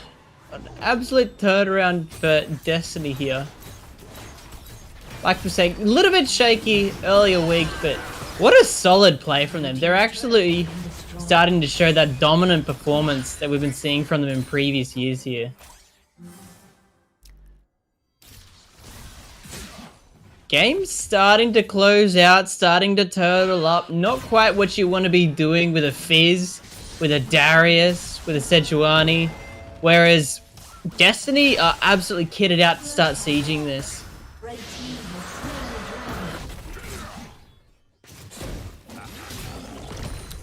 Darius trying once more. Oh, he whiffs the ulti, unfortunately. At what point is the Darius here going to consider that you can't take these fights? The item difference now is too much. You just have to start respecting that Jimbo Baggins is really playing this Nah well and is quite ahead. And that even if it is a brutal matchup normally, this Nah knows what he's doing and knows how to get you down. You can't keep taking those fights because it will result in a kill. And at this point in the game, you cannot take those kinds of risks because deaths will be game over. Death timers are at most likely about 30 seconds plus at this point. It is a long time to be down and out and not available for your team. Yeah, definitely no. Aceco is just going to be bullying Quopro off of his jungle camps here as the Destiny lineup are going to look to invade this top side. Now, what do you think about the vision here, Gator? We noticed that obviously Destiny does have complete vision control around this Baron Pit. Yeah, just taking a look at red side only vision now, that is actually, it's so deep. They're fully set up for this. They might even try for a death bush. They're perfectly equipped to do so. They are potentially looking for it. They have no intention of falling back onto the Baron. They definitely want to fight. On fleek, actually finding himself DST guard here. Chum the Waters does connect, but he's dropped a little bit too low. Just going to retreat away from there. Now Quopro has to watch out. The Tempered Fate is going to connect, and maybe they're going to look to collapse here onto the Corona Spaceship jungler. Chains of Corruption still available on the Varus. It's the Orianna second ultimate. ult in a row whiffed by Jimbo Baggins, unfortunately. Everyone's just starting to whiff.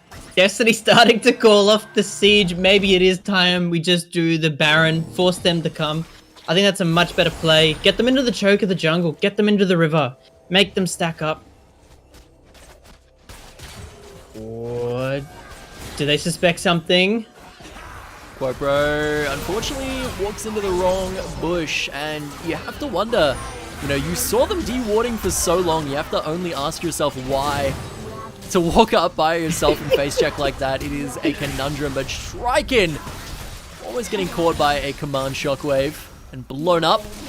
But three members of the Corona Spaceship lineup having a flash to save their own hides just there. As Destiny turn back towards this Baron.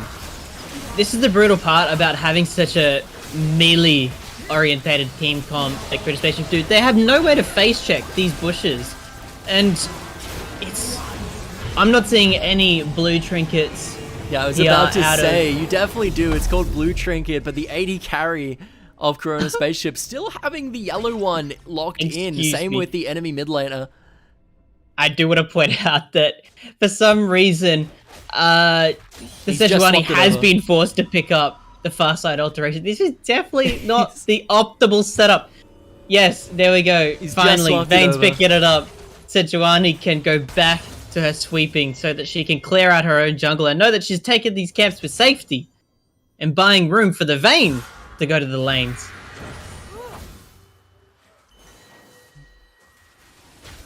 Destiny just slowly pushing in. Prodigium has to watch out. Great apprehend by Pandemonium, Noxian Guillotine, and they should be able to have When will he die? He actually gets out alive, and Aceco's going to blow up the Karma to start off this fight. On Fleek now, looking to be the next one. Hops over the wall, but barely gets out by the skin of his teeth. And Prodigium, unkillable, what can I say? But he's back in. Tunnels for more. That was just... Oh, that would make you so sad. He had about 3 to 4 members wailing on him from start to finish. He didn't even have to use his ultimate. He actually used it offensively to try and catch the strike in there. Oh, this is just so sad. 12 stacks on his Medjai's. He's rocking ready to go. Flash Nara available. We'll see if he chooses to pop it. No, just goes in for a regular now. Shockwave connects onto Shrike, and that's going to be a lot of damage, blowing up the enemy ADC immediately. Aceco goes down, though. They find themselves a kill of their own, and now Corona Spaceship looking to do what they can right now. DSD Guard getting very low, pops the Zhonya's to stay alive. 2 more members of Corona Spaceship are going to drop, and now it's Pandemonium left alone in a 1 versus 4 situation. Noxian Guillotine not available to help him with this one, as Prodigium is just playing with his food. Does pop the apprehend under the fountain and finds himself a cheeky little return kill onto the enemy support, but that is going to be Destiny in very convincing fashion. 7 kills to 27, taking out the second game of the night here. What a lovely game out of Destiny. They did start off a little bit slow, but they did play for their level 6s, and then they really started to crank up the pace, and that's where we saw some really nice League of Legends coming out. Oh, I like it. What a game. Did not disappoint. Certainly, and I mean, what more can you really say about that game? Just really well played from all the members on Team Destiny. They all played very well. And, you know, on the side of Corona Spaceship, maybe not just playing a little bit as well, you know, very, very snowball-reliant picks, right? Like, obviously you pick Vayne, who is not great as a champion, and you know, you just get, you know, you see the Vayne locked in and you're like, all right, I'm gonna pick Varus here and just dunk on the Vayne, and that they did.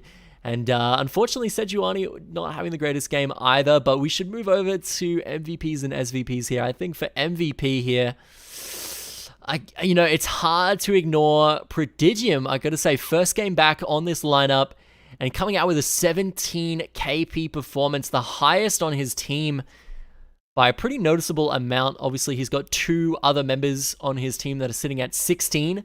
So he is just only a little bit ahead in terms of KP, but nevertheless is still the highest. It's actually really hard to pull out a specific someone out of Destiny here, because I think Yeah. they all played exceptionally well in this regard. It's actually really tough here. Just trying to consider. I almost want to throw it to Jimbo Baggins for just how well he held down that top lane. So often he was 2v1 and just took so much pressure off the team, and it just allowed them to absolutely monster truck the mid lane. Gave the SD guard the absolute room that he needed to shove that fizz in and give him no opportunity to build up the damage so that he could level 6 blow up. And the bot lane was just absolutely trucking on their own. I don't know where to throw it. I don't know. Asuko, equally well. Absolutely was on fire in those 3v4s. I don't know. I'm lost. Yeah, I gotta say, Jimbo Baggins did have an impressive one, but I can't help but feel like, again, there was just a few circumstances where it looked like he might have just entered if Darius had Ghost. But again, Darius didn't, so he was just doing what Na does and just running away fairly quickly. But, you know, that's something he just wouldn't have been allowed to do if Pandemonium took the right summoner spells.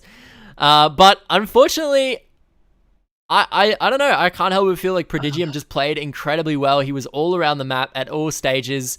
You know, in that mid lane kind of 2v2 that broke out between the junglers and the mid laners. You know, it was a 1-for-1 nearly, but, you know, the deciding factor that allowed them to get Quopro under the tower as well was Prodigium showing up there and landing the stun and helping On Fleek and helping Asko and Guard dive under that tier 1 tower and finish off the Quopro kill. So, I gotta say, Quopro was just caught a little bit blindsided by that Bard rotation. I just feel like Prodigium played a really great one. Can also see a argument, though, for Ardmona. Played very well on the Varus. Didn't let Shriken breathe in the laning phase at all. He picked Varus, and, you know, in a few games, I've seen Vayne locked in, and the enemy ADC would just let Vayne scale. Ardmona absolutely didn't do that. Was not letting Vayne get away with anything that she shouldn't have. Great solo kills in the bottom side, and as well as that, I think DSD Guard played very well as well. I think Fizz into Orianna is a matchup that Orianna can very easily int at if you aren't playing the lane smart, but it wasn't really a flashy victory from Orianna. It was much more of a, you know, he got the level 1 wave shove, got the slow shove going, so he had a ton of creeps to work with. Very clinical. And then if Fizz, you know, tried to go aggressive, tried to use that Q to dash on top and get a bunch of damage done, get some autos on top of the Orianna, all of those minions would have torn him to shreds. So she was just able to control the pace of the lane, make sure she was able to get the XP and the items she needed to make sure that Fizz was not scary in that mid lane. And I don't think Guard got solo killed by the fish, not even once, the entire lane phase. Perfect game. Which, yeah, definitely a perfect game. So, I gotta say, you know, Guard, Ardmona, I wish I could just give it to all three. I definitely think they were the stars of the show. I think I'd have to give it to Guard, because he was up 160 CS at about the 15 to 20 minute mark there. Had the least amount of kills out of the carries there, but was still the richest person on the team at that time. And the damage graph shows as well. Highest damage. That's so much work. That's not to wink at. So much work. Was definitely doing a ton of work in the team fights, making sure that he was, you know, really piloting that Orianna to success. And I mean, that's one thing that you can just come to, you know, expect. He's been playing this Orianna pick for many seasons here in the territory, and this is not going to be any different. So I'm going to give it over to Guard and agree with you there. DST Guard for MVP. And then for SVP, definitely is a difficult one. I would like to say On Fleek, just as for the simple fact that he's the only positive KDA member on his team. Yeah, I mean, and if you were going off kills, you would be tempted to say Pandemonium, but after watching the disastrous results of just how that lane went, I think, I couldn't agree more. That definitely On Fleek there he held the team in there for quite some time when it was looking pretty bleak, and yeah, definitely SVP for sure. I don't think that's couldn't agree more. Alrighty, well, congratulations to On Fleek and Guard, the two mid laners coming out with some great performances on both sides. But, folks, don't go anywhere, as we've got our third game of the night coming up shortly. That is going to be the Youngbloods against AD Astra. This is going to be an interesting one. Two teams that are fairly competitive in the middle of the pack. Youngbloods may be the more favored here to take it out, but they're definitely going to be fighting here hard because Youngbloods really do have to win these next few games in order to make it out of the group stage. So the pressure is going to be mounted against them here, and we'll see if it's going to end up resulting in them cracking. But that's going to be at 5 o'clock, folks. We're going to throw it over to a bit of a 10-minute break before we hop into that one, and we'll catch you in just a moment.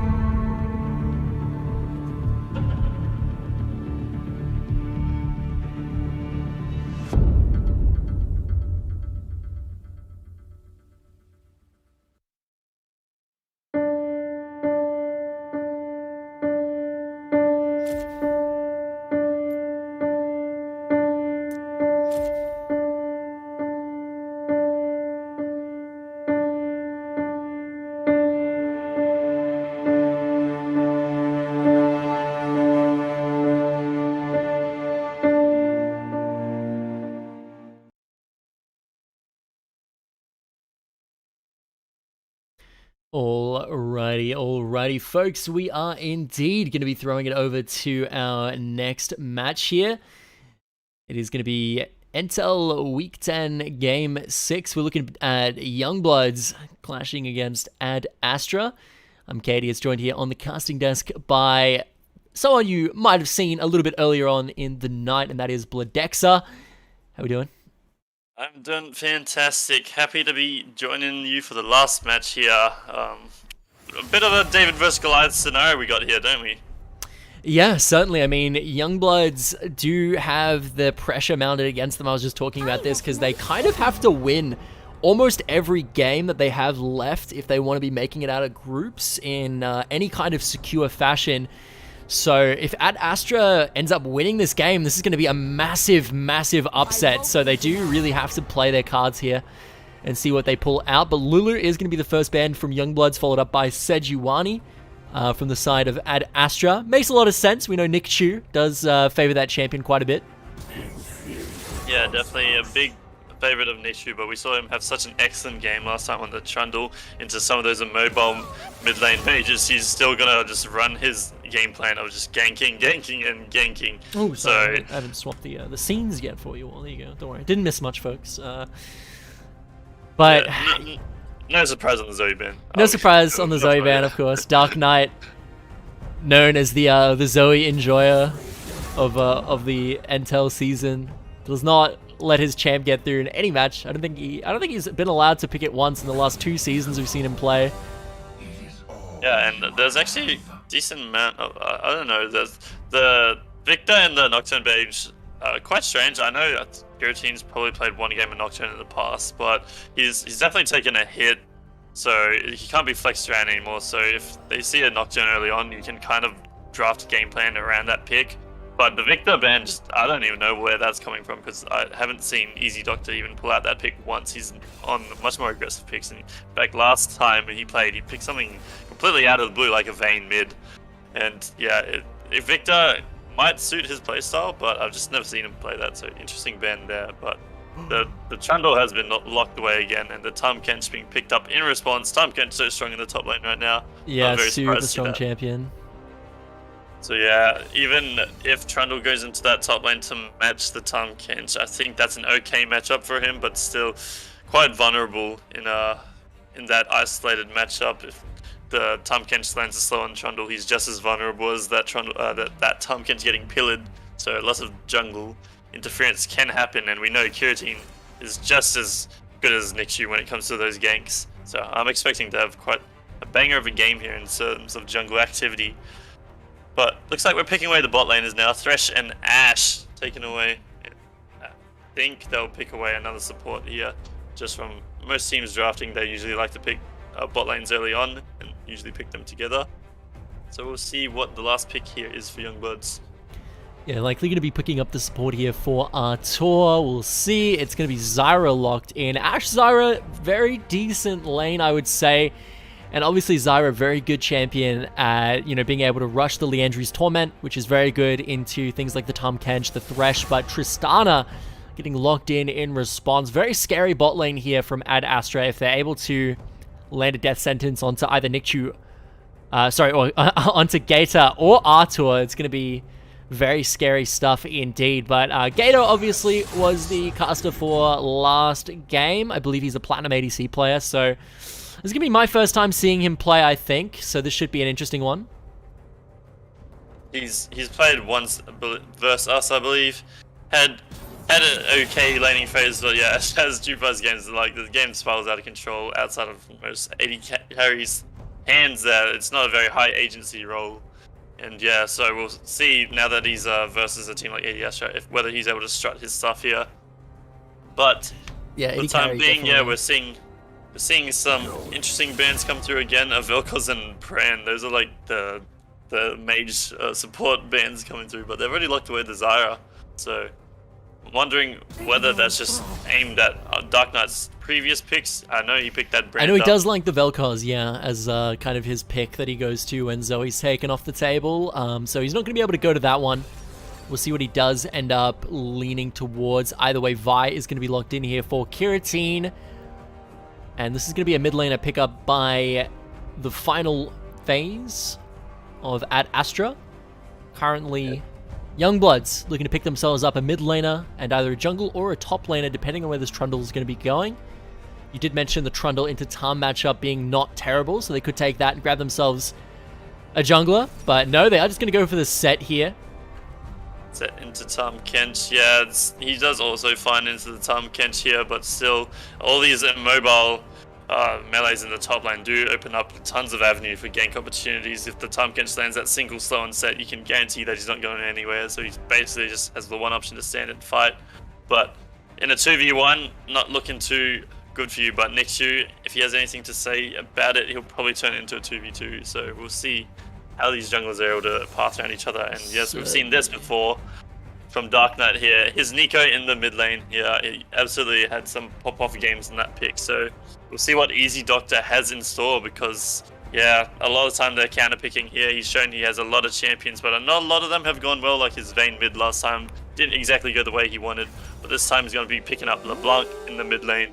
That is going to be LeBlanc locked in for Easy Doctor. That's an explosive champion. Yeah, I'm quite liking the draft. They have tons of pick potential with this, and a decent team fight. You got the solid frontliners, as well as there's plenty of avenues of engage with that Vi with the hook, with the Tom Kench finding a flank angle, or just even a straight up W, catching people off guard. So they've drafted themselves a pretty good comp here, but yeah, they definitely have to get on top of this composition. That Ashe Zyra backline is going to be so deadly if you're not in their faces, taking them down right now. They have so much kite potential on the side of Youngbloods. And yeah, it's just really about finding those windows of opportunity. But of course, Youngbloods have just shown themselves such powerhouses in the laning phase. And I can only imagine that it's even stronger now that Gator's here with Artur, showing it what he can do. We'll see whether AD Astra can match it. Yeah, Ashe Zyra is such a scary lane. They got so much damage output in the laning phase, really just going to be shoving you under tower if you're in the position of Chan Chan and Alpine. Likely going to be sitting under your tower for a large amount of the laning phase, just getting hit by those volleys, getting hit by the Zyra combos, the plants. It's just a nightmare to deal with. But, you know, at the same time, you know, at Astra do really have that X factor of just landing a death sentence and blowing one of them up with a Tristana engage. So I'm going to be very interested to see how this bot lane is going to go, because it really is going to all come down to Alpine. Yeah, there's definitely a lot of agency in Alpine's hands, and he's very essential to keeping a lot of his teammates safe versus a lot of the engage potential on Youngblood sides. They have so many avenues to catch someone out with the Ashe ult, the Zyra stuns. Trundle Pillar, his Lantern's probably going to have to come in clutch for keeping some of those carries safe. I know that if there's any huge weakness, is that there is a lot of work that Tristana and LeBlanc have to do, and LeBlanc isn't exactly the most consistent DPS output. She can definitely cast a lot of spells if you give her a lot of time, but she's more of that like cat and mouse game style, comes in, comes out, you know, never the consistent DPS. So I think Chan Chan 9000 is going to have a crucial role, especially when you have champions like Trundle and Set that are just going to be such big meatballs. You're going to have to need that Tristana to have that gold in order to take them down. Yeah, certainly. Well, only time will tell. I think we should mention our sponsors real quick before we hop into game for the third time tonight. And that is going to be, of course, the Territory Zone Paul's Iced Coffee, celebrating 60 years here in the top end, as well as the Northern Territory Government and McDonald's Group Darwin, who are responsible for the majority of the McDonald's stores in the Darwin and Palmerston area, as well as all of these beautiful minor sponsors here. You can see Next Tier Entertainment, Serotonic Beauty, VR Gamers, who actually are hosting our fighting game stuff next week, I believe. Next Thursday, I think it is. So definitely go and check that one out, even if you're not competing. Go and check out some great fighting game action live. As well as that, we've got Gammon Creations, Tracy Village, Howard Springs Tavern, The Rabbit Hole, Pallets of India, Fresh Point, John John's, Diamond Barbers, Wicked Energy, Joyce Main, Next Level Gym, and I don't know what the burger icon is off the top of my head. I'm sure you do, Liam. The burger icon or the bell? The burger, well, both, to be honest. Yeah, the burger icon's District North Kitchen, and the bell is Bell Accounting there. Gotcha. I could say this whole list in my sleep. I've just said it too many times now. But yeah, a big shout out to our sponsors, guys. But they've been helping us out a lot. And of course, with the lockdown shenanigans that's been happening recently, we all got to support local. We've been going through some stuff ourselves, so yeah, we stick together in these troubling times as Northern Territorians, and yeah, we certainly are sticking together in terms of the season we've had so far. Just all the people watching, we want to give out big shout out to a lot of the players watching, a lot of the random spectators coming to support your teams. You guys have been keeping these streams going, so big thank you to everyone involved. But with the thank yous out of the way, we can get into this loading screen. Yeah, certainly. Well, it does look like there's going to be a big emphasis on aggression, looking at basically all of the keystones that we've got going on here from the side of Youngbloods. We do have, you know, the very aggressive Electrocute on Nico. We've got the Dark Harvest on Zyra. I gotta say, you know, normally much more of a fan of the Comet on Zyra than the Dark Harvest, just because, you know, Dark Harvest is a little bit inconsistent to proc, whereas Comet is always going to be relevant at, you know, every stage of the game. But, you know, just really wanting to have that burst damage, that burst potential, I suppose, to be able to blow them up in a single enchanted arrow. Can't make a lot of sense. What do you make of things here? Anything out of the ordinary for you? Do you notice that Easy Doctor does have TP? Yeah, definitely Easy Doctor having that extra rotate potential, and I do like that for ACST because they usually are playing pretty decent macro. They definitely have some things to improve, but yeah, having tools like teleport in the mid lane definitely opens up the playbook, especially. But yeah, in terms of the keystones, I think Halo Blades on that Vi is definitely going to be super deadly. It's a lot more front-loaded damage on that Vi. You get the auto cancels in with the E, and as well as just that Halo Blades attack speed, you can just really pop someone after landing that Q. So Q-Team's definitely looking to put down the single target that he's focusing here, and Nixu, of course, running that PTA is going to have a lot of upfront damage too. So I feel like a lot of these exchanges are going to be super short and sweet. And there's a lot of go in buttons here for the side of both teams, but there's not a lot of go out buttons. So the team's going to be like gauging the situations pretty well here, making sure they're picking the right fights, because I feel like the fight's going to become one-sided very quickly. I'm trying to cast, but the comment in chat saying this Artor bloke is in Alterac Valley while in Champ Select. Yeah. Youngbloods did have to pull a few players together last minute. That's why I'm hopping on the cast, because of course Gator's subbing out here is the sub for Youngbloods here. So yeah, not too surprising the players are occupied, but mate, I feel like there's a time for Alterac Valley. No XP waste, okay? No XP waste. You gotta respect the grind. Gotta respect it. But yeah, I'm excited to see where the junglers go. Of course, Youngblood's bot lane, I think especially their bot lane is super aggressive, like at all stages of the game. So there's probably going to be a lot of action in bot lane. But yeah, especially these junglers in particular, they love to just gank non-stop across the map and really assert a dominance of the enemy team. And yeah, with two junglers playing that sort of style, I think we're going to have a very bloody game on our hands. Certainly indeed. Easy Doctor though, smooth criminal with it, uses the distortion there to dash in, dodge the Nico Q, and then proc Electrocute. Alpine goes for the flash flame, and it goes a little bit wide, unfortunately. And actually does land the death sentence though, which could lead to something. Artor has to flash away. The Ignite does get traded out by Alpine. No summoner spells. Actually a kill if they committed Chanchen's flash to it a bit earlier. Of course, that exhaust being available for Artor might get a bit dicey, but if they really hard committed to that, I think that might have been an opportunity for ADS's bot lane, but regardless, definitely have an advantage in this lane now. Yeah, Hook Flay back up off cooldown, looking to walk up towards Gator here, maybe. Only time will tell. But this Ashe pick, Ashe, such a consistent 80 carry. Really can never go wrong with her, honestly. She can fit into so many comps. Just always very relevant with that arrow. No other ADC has the ability to have that kind of massive global engage threat like she does. Yeah, and just the information she can provide in competitive settings like this with the E is super underrated. I think that is just astronomical, especially in interrupting junglers' plans here. And we see that junglers are pathing basically the exact same around each other. They're meeting up in the mid lane. There's a lot of trading going on in this mid lane right now, and they're both there to hover around, but looks like they go their separate ways back into the jungle, farming up as much as they can. But yeah, Easy Doctor had something going on here, but hold that thought! That's going to be a first kill going over to Dark Knight. Does miss the root, but doesn't even need it, as he's going to have enough damage there out of the Electrocute Keystone like we were talking about to kill him off with Ignite. And that is going to be easy, Doctor, I'm sure, very much so wishing that he took Ignite himself, as there was a few exchanges there where Dark Knight was dropped quite low, and having that Ignite might have made that go a little bit differently. But nevertheless, he's going to have that TP to get right back into lane after that kill. Start pressuring in onto Dark Knight. Easy Doctor had a great start to lane with the trades we saw, but he just has easily turned around with a few Nico bindings like that, and Dark Knight ends up winning that early exchange in the mid lane, and that's going to set him up for great success here.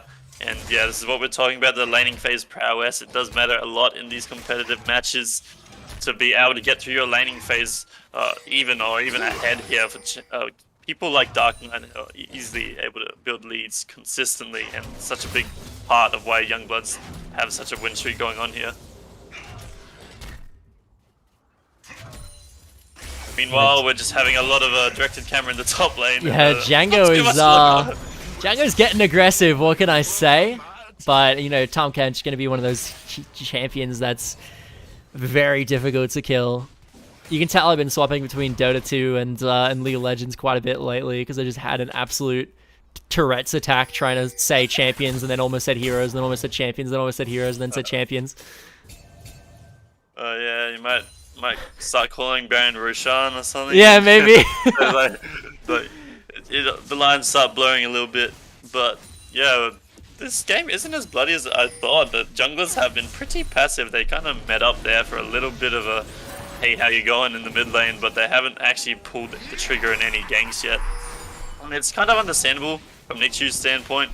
His pillar is actually quite ineffective versus a lot of these champions like LeBlanc, like Tristana, having those movement abilities to just get out of dodge. So, wondering how things are going to go. There was a bit of a dragon dance there, but Youngbloods decided not to pull the trigger, but they actually had an opportunity with Kiratine in this top side here, so that leads me to believe that Django thinks he's safe, and we might see a gank on him upcoming shortly. Yeah, Easy Doctor does have level 6 advantage here in the middle lane, as you would expect with that teleport. Doesn't look like he's going to get anything from it, though. I think Django's about to hit level 6 off this wave too, so if they do want to gank him, they had to be quick, but now he does have it. It doesn't look like it's going to happen, but meanwhile in the bot lane, Tristana can get out of the yeah, exhaust dropped onto Alpine. A couple more auto attacks will do the trick, and Nichu going to secure that one up. But look at the damage out of Dark Knight in the mid lane as well. Easy Doctor having to watch out. And top side, it doesn't slow down. Set popping the ultimate to try and get a little bit of distance between him and the enemy players. I don't even know what just happened with that Tahm Kench flash, but Django going to trade a flash of his own and get out of that one nicely. Did Forsaken flash on the spot? What happened? Yeah, it's a bit of a visual bug. It happens every now and then, but definitely went for the flash forward with that auto, but matched by Django. As soon as he got spat out, he hit that flash key before Kiratine could time his Q to cancel any sort of counterplay option there, but yeah, I think they should have been playing around it. You definitely, in these sort of gank scenarios, you got to be looking for the enemy's one out, and for Django, it definitely was that flash Nick Chu, there. is this going to be a solo kill from Alpine? Yes, it is! Oh, and meanwhile in the mid lane, Dark Knight is a bit out of position. Alpine has cut him off here. Alpine coming in huge once again. Pop Blossom from Dark Knight trying to do a much of damage. He actually takes down Easy Doctor here, but he should fall to Kiratine, or will he? The heal coming through from Gator, keeping him alive for just a little bit longer, but Chan finishing that one off. Now Kiratine dropping very low. One more auto attack from Gator will do the trick. No, it's Artur that finishes him off. Meanwhile now though, Chan he's going unignored, and he just has these resets popping off right now, but unfortunately doesn't have the damage to finish off either bot lane member, and they are just going to trade it out with a nice 2 for 2. What Chan where he dropped his explosive charge, but that is such a big part of your damage early game as Tristana, and I didn't see him drop it that fight. It must have been used on the wave prior, just as he rotates up, so that was really unfortunate for him. I feel like Chan had a bit of an opportunity to pop off there a little bit more, but nevertheless, there is a fairly equal exchange. I think it slightly goes in the way of Youngbloods just because of wave states, and yeah, just Dark Knight picking up that miracle kill onto Easy Doctor. Really did turn the best of a bad situation there.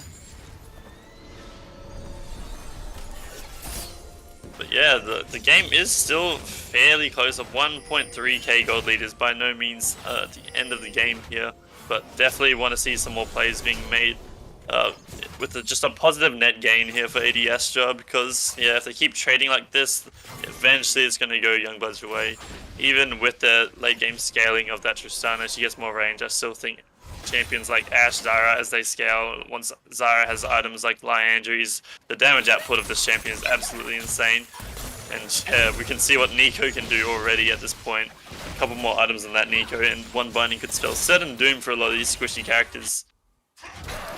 Yeah, certainly, but meanwhile we look towards the top side, and it's still just an island here with Django maintaining a bit of a CS lead, but that could change now as he's going to get spat right out into Kiratine. Does pop the ultimate, but Assault and Battery is going to be there. Haymaker connects, but the damage not quite enough, and he is going to fall to the enemy jungler, and that is Kiratine picking himself up the first kill of the match. Yeah, that is pretty interesting too. They give it over to Kiratine there because they kind of do realize that even if the Tahm gets a bunch of kills, it's into a set lane, so the kill pressure is probably not that high in the first place. So they end up giving it over to Kiratine, try to give him some extra gold so he can find those picks around the map here, and I do like the decision. This is definitely a very scary situation for Easy Doctor to find himself in.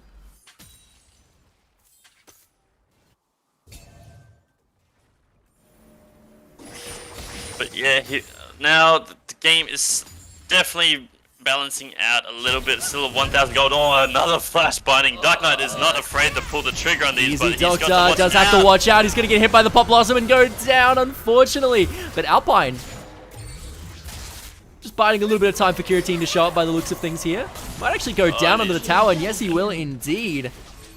And yeah, we see the repercussions. You see Chan alone under his tower getting poked out by these champions. They're just wailing away, taking all these plates. So having a roam go bad like that is so detrimental. The Tristana is under tower by herself right now. Enchanted Crystal Arrow available. They could definitely pull the trigger on her. The time will tell. More trades in the top lane, but yeah, it looks like Chan's just sacking CS here in order to keep herself alive. And there's another gank from Nikshu up into this top lane. I wonder if he's going to get out. Django kind of has an opportunity here, but doesn't quite get in range for the stun. Unfortunately, he didn't save the pillar to cancel the Tahm voyage, and that is going to enable Forsaken to get enough distance between himself and Django to get out alive. But yeah, this game really has come down to the mid lane right now. Dark Knight has got 5 KP out of 6 for his team, and he's just astronomically far ahead of everyone else in the game with that Rocket Belt completion. He's absolutely huge, and Kiratine is now hovering around that mid. They really want to get this shutdown onto him so that they can start having a fighting chance into this game here, because if this Nico goes untouched, I think she's going to start blowing people up in these team fights.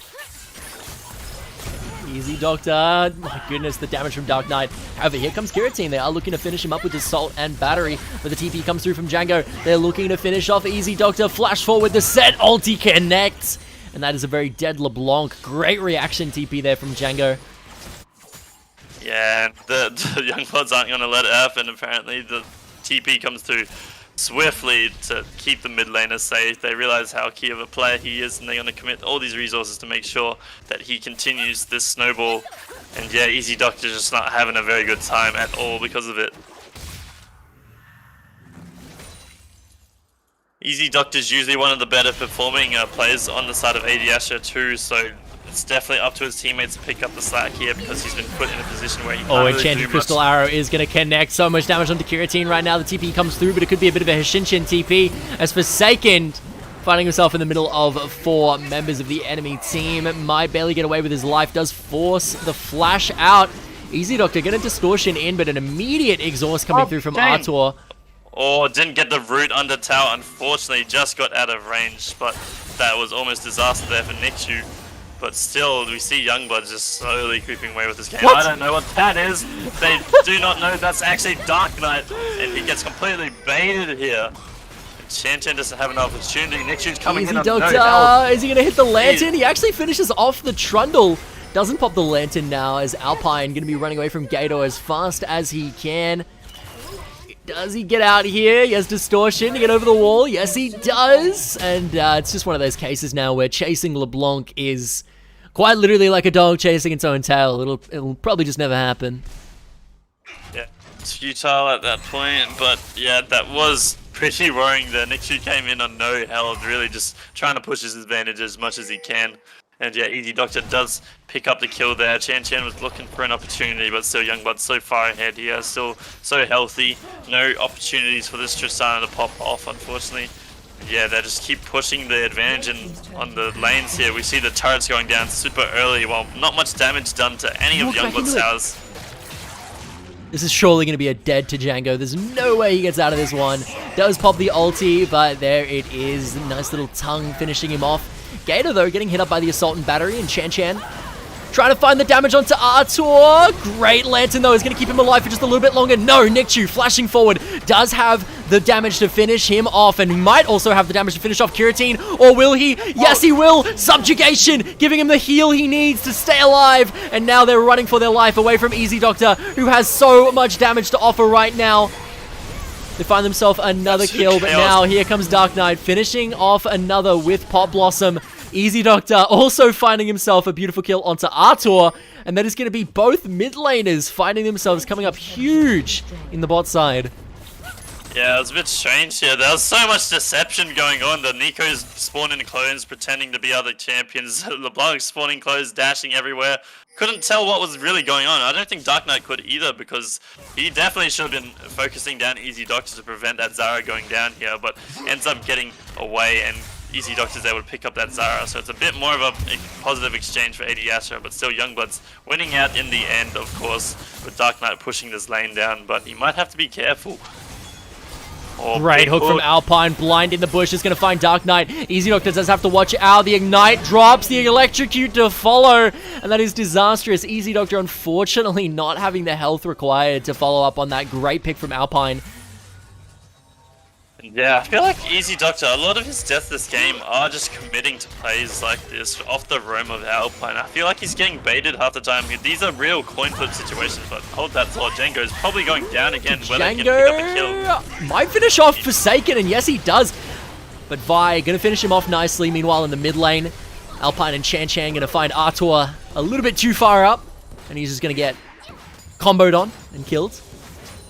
Yep, taken down swiftly. Arrow goes a bit wide, trying to pick up Chan, but still appreciate the attempt. But yeah, Easy Doctor keeps going for these real coin flip plays where he basically has to do everything right, and I felt like he just did everything right in that bot lane play, but you can't dodge out under Nico autos and the Ignite. He just drops those, the Electrocute comes through, and he ends up going down. Nickchu's real far ahead of his team pops here. the subjugation, but I don't think it's going to be enough to keep him alive here. Indeed not. Kiratine finding another kill. Dark Knight actually getting dropped very low by Easy Doctor. Has to blow the Pop Blossom, but here comes Chan indeed over the wall with that rocket jump, and now we do see the side of AD Astra looking towards this Rift Herald. Yeah, this game started off quite slow, but there is plenty of blood being spilled at this stage right now. 26 kills at 17 minutes, and Chan's doing so well onto this Tristana. If this Tristana gets extra fed here, they might have a way out of this bad situation if the Tristana is able to play perfectly and output that damage. Youngbloods might end up struggling, but it's very hard to dodge all the CC onto the side of Youngbloods. Yeah, here comes Easy Doctor, but also here comes Artur. It's a 2v2 in the bot side. River is to Django, going to get locked up by Tahm Kench there. Great Zara ulti is going to zone him off from finishing off that kill, though. And they are just going to walk away. They're just going to handshake that one by the looks of things. But Easy Doctor's still waiting off in the wings of this Dragon Pit. Does get spotted out on a control ward and is now having to kite away from the ensuing assault from Youngbloods. They are looking for this dragon. We'll see who ends up coming out on top. Nickchu going to cancel out Easy Doctor with a great pillar. Enchanted Crystal Arrow connects. Flash over the wall from Django, but the Lantern, there it is. Assault and Battery is going to lock him up, though. They find the kill onto Easy Doctor eventually, but it's at the cost of Django's life. Chan gets hit very low as well, but Rocket Jump available to get him out over the wall. Now, are AD Astra going to turn back and try and contest this dragon? Only time will tell. It does look like they're going to go for it. This is going to be the onus on Tahm Kench to engage here on the pit. We'll see. No. Be careful of this Nico right now. The big root comes through, I think, Forsaken. He needs to get out. The Lantern's there, but he uses the Voyage. Does use the Voyage instead, and Kiratine having to flash over the wall there, but Gator is waiting in the wings, and that's going to be a nice and easy pickup for the Youngbloods 80 carry. Now it does They look feel like the pressure mid lane. mounting. They feel the pressure mounting to contest these dragons as they get ever so close to that soul point there, but it's really just doom scenario there. You need to find picks on your terms. If you're going through the choke point like that, Nico is just laughing, landing the bindings, and just being set up for big pop blossoms if they commit too hard. There's just not too much that they can do, even if the game state was equal. But right now, yeah, it's just all the eggs are basically in Kiratine and Chan Chan's basket. Kiratine has to find a crucial ult on an out of position member, and Chan Chan needs to be bringing the damage every team fight. Oh, that's a risky back from Nick too, but he ends up sliding away just in time before he's found out by AD Astra there. Yeah, and it's going to be really hard for Easy Doctor to kind of do his job in these fights. Obviously, Wit's End first item coming through from Gator on the Ashe is going to make him very tanky for Easy Doctor here on the underfed LeBlanc to be able to finish off. And much in the same way, you know, is going to keep him nice and healthy. The lifesteal below 50% health, very relevant. And he's going to start going towards this second item here as well. Yeah, it's definitely... I don't know what the LeBlanc can do. Zhonya's itemized now for Dark Knight, so if he catches him out, he can just press Zhonya's button and dodge out on any distortions or any big combos. Already so hard to find picks onto the carries, but at least I feel like he can target this Zyra. But even then, it's a risky move. If the Zyra snares you, you're probably going down for that assassination attempt. But maybe even just trying to deal damage to the set with no magic resist, as he's got the mathematically correct build.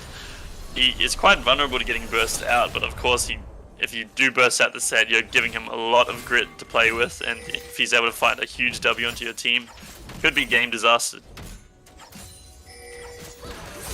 You'll have to wait and see, but that is going to be Enchanted Crystal Arrow connecting onto Chan Chan. The Lantern is there to get him out to safety. Forsaken, though, a little bit far in, and he's going to get taken down fairly quickly. TP coming in from Django. Easy Doctor waiting over the wall in the Raptor pit, trying to find a nice little flank. We'll see if he's able to catch anyone. Might catch out Dark Knight here up in the top side. The Zhonya's does get popped. Pop Blossom not connecting onto Easy Doctor, and they're going to find the kill. Kiratine, though, very, very low, is going to get taken down in the meanwhile. Now Alpine and Chan Chan just getting chased away by Gator right here as Artur slowly but surely pushing in this mid wave. They do find themselves the tower. Will the tier 3 follow as well? That is the question. They Flash into the binding though, does connect, but Artur, so much damage into Django as well. Finding not one, but 2 kills, and now it is Forsaken and Chan Chan with Kiratine up in 5 seconds to defend this middle lane. Does look like the inhibitor is going to go down though. I would only imagine that Youngbloods are going to retreat here, and yes, they are.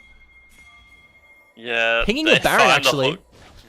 Yeah, they just continue to take more and more here. They're not even resetting on the map despite their gold advantage. They're just trying to push as much as they can right here.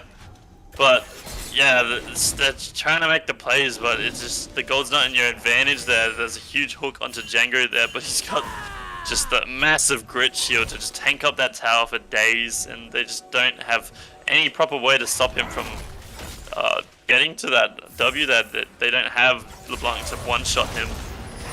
They don't have any tools like that, so he's always going to get that W off, and it's going to bring so much value.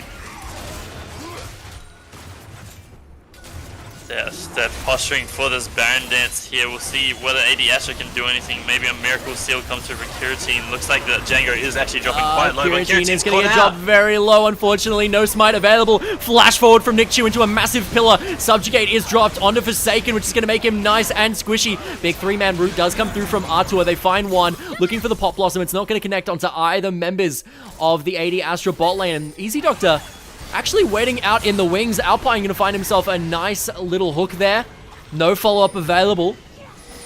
Now, Easy Doctor does have to be careful. He's looking for Dark Knight potentially. Nickchu maybe walking up as well. Distortion goes forward onto Nickchu, but the damage not quite present, and he is going to get taken down. But the bot side are going to find themselves living to see another day as Youngbloods turn back towards this Baron. Yeah, they just go right back onto it, but it might be a bit of misplay as Dragon's about to spawn here. Maybe it would have been a better idea to prep for that Dragon Soul you've been building towards. I think if you're talking in terms of value, the Dragon Soul is probably more, because the Baron, of course, is temporary, and that Dragon Soul is permanent. Yeah, so yeah.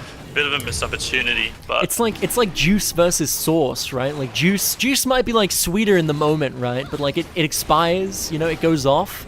You have to keep it in the fridge, otherwise it gets all rotten. But sauce, you know, sauce lasts a long time. yeah, it's always gonna be there in the cabinet. You just pull it out when you need it, and you can use it on a plethora of things. Juice is it's always just gonna be there. You might not be able to. You can drink orange juice for breakfast, but when you're drinking orange juice for dinner, it just doesn't taste as great with your steak or anything, does it? But No, yeah, definitely not. I don't know where this analogy's going, but it's just a bit of a misplay there. But still, they are plenty strong into this game. I don't think it's bothering them that much. But yeah, we'll see what they can pull off with this Baron, as a lot of destructions have already been taken down. Dark Knight's actually going to get caught out by a great biting. The Pop Blossom is there, though. It's going to connect onto 3 members of AD Astra. Chan running for his life right now. Easy Doctor's going to get wiped out without taking a single soul with him, and now it's 3 on 4. Yeah, not a single member of Youngbloods has fallen, and they continue to go even further forward. Artur actually goes down to the towers for that aggressive play, but yeah, there's not too much left. Looks like the Baron has paid off with the Nexus of the enemy team here, as they just ARAM it down mid and take him down. Nichu's actually going to go down into They the do find fountain here. Nichu. Are they going to be able to get the Nexus down in time? Does look like it. Yes, And indeed. yes. And that is going to be Youngbloods Oh, doing what they set out to do. We talked about Django in the meeting, who said, you know, he was determined. He was going to take it all the way. You know, he was going to have to look for your team, actually, this week, I believe, or next week. I think you guys have a game, and they're posturing up to look for that one. But, you know, Django did make a statement that he's going to win every single game, and he's going to get his team out of groups. And, you know, this is definitely a step in the right direction for that. yeah, for sure. Of course, was the David vs Goliath. AD Astra finding themselves towards the bottom of the standings, struggling to make it out. I feel like at this point it's pretty doomed for them there. The stars have to basically align, but even then I think it's impossible for some of these bottom ranking teams to make it into that top 4. So they are just playing for the glory and the pride at this point. So props to them. Still, they can win some mystery skins here, so I guess we can just segue that into the discussion of the MVP for this match. And I don't know, I think for the side of Youngbloods, Dark Knight just had such a presence in the early game, but there are a lot of hidden OPs, you know, silent carriers, if you will, for the side of Youngbloods, which we can talk about. So obviously Dark Knight had a spectacular performance putting out all that damage, but if we actually look at the damage graph, Zyra is right up there, if not more than the superstar mid laner. Yeah, definitely a really great game from Dark Knight. Most kill participation on his team. Really well played. I think Gator played very consistently. Didn't really have any like big pop-offs, but obviously playing Ashe, piloting that champion into a Tristana Thresh lane, you do have to be very careful of where you stand, because you know you get caught out and you're probably just gonna die. So you do have to play. You know, it's basically like walking on shards of glass. But he was able to pilot that one very well. Artur as well, much the same, and even able to get, you know, highest damage on the team, which Zyra with a Leandri's Torment, very capable of doing. Obviously, you can't see the Leandri's Torment here because she sold it, but definitely did have it. You'll have to take my word for that there.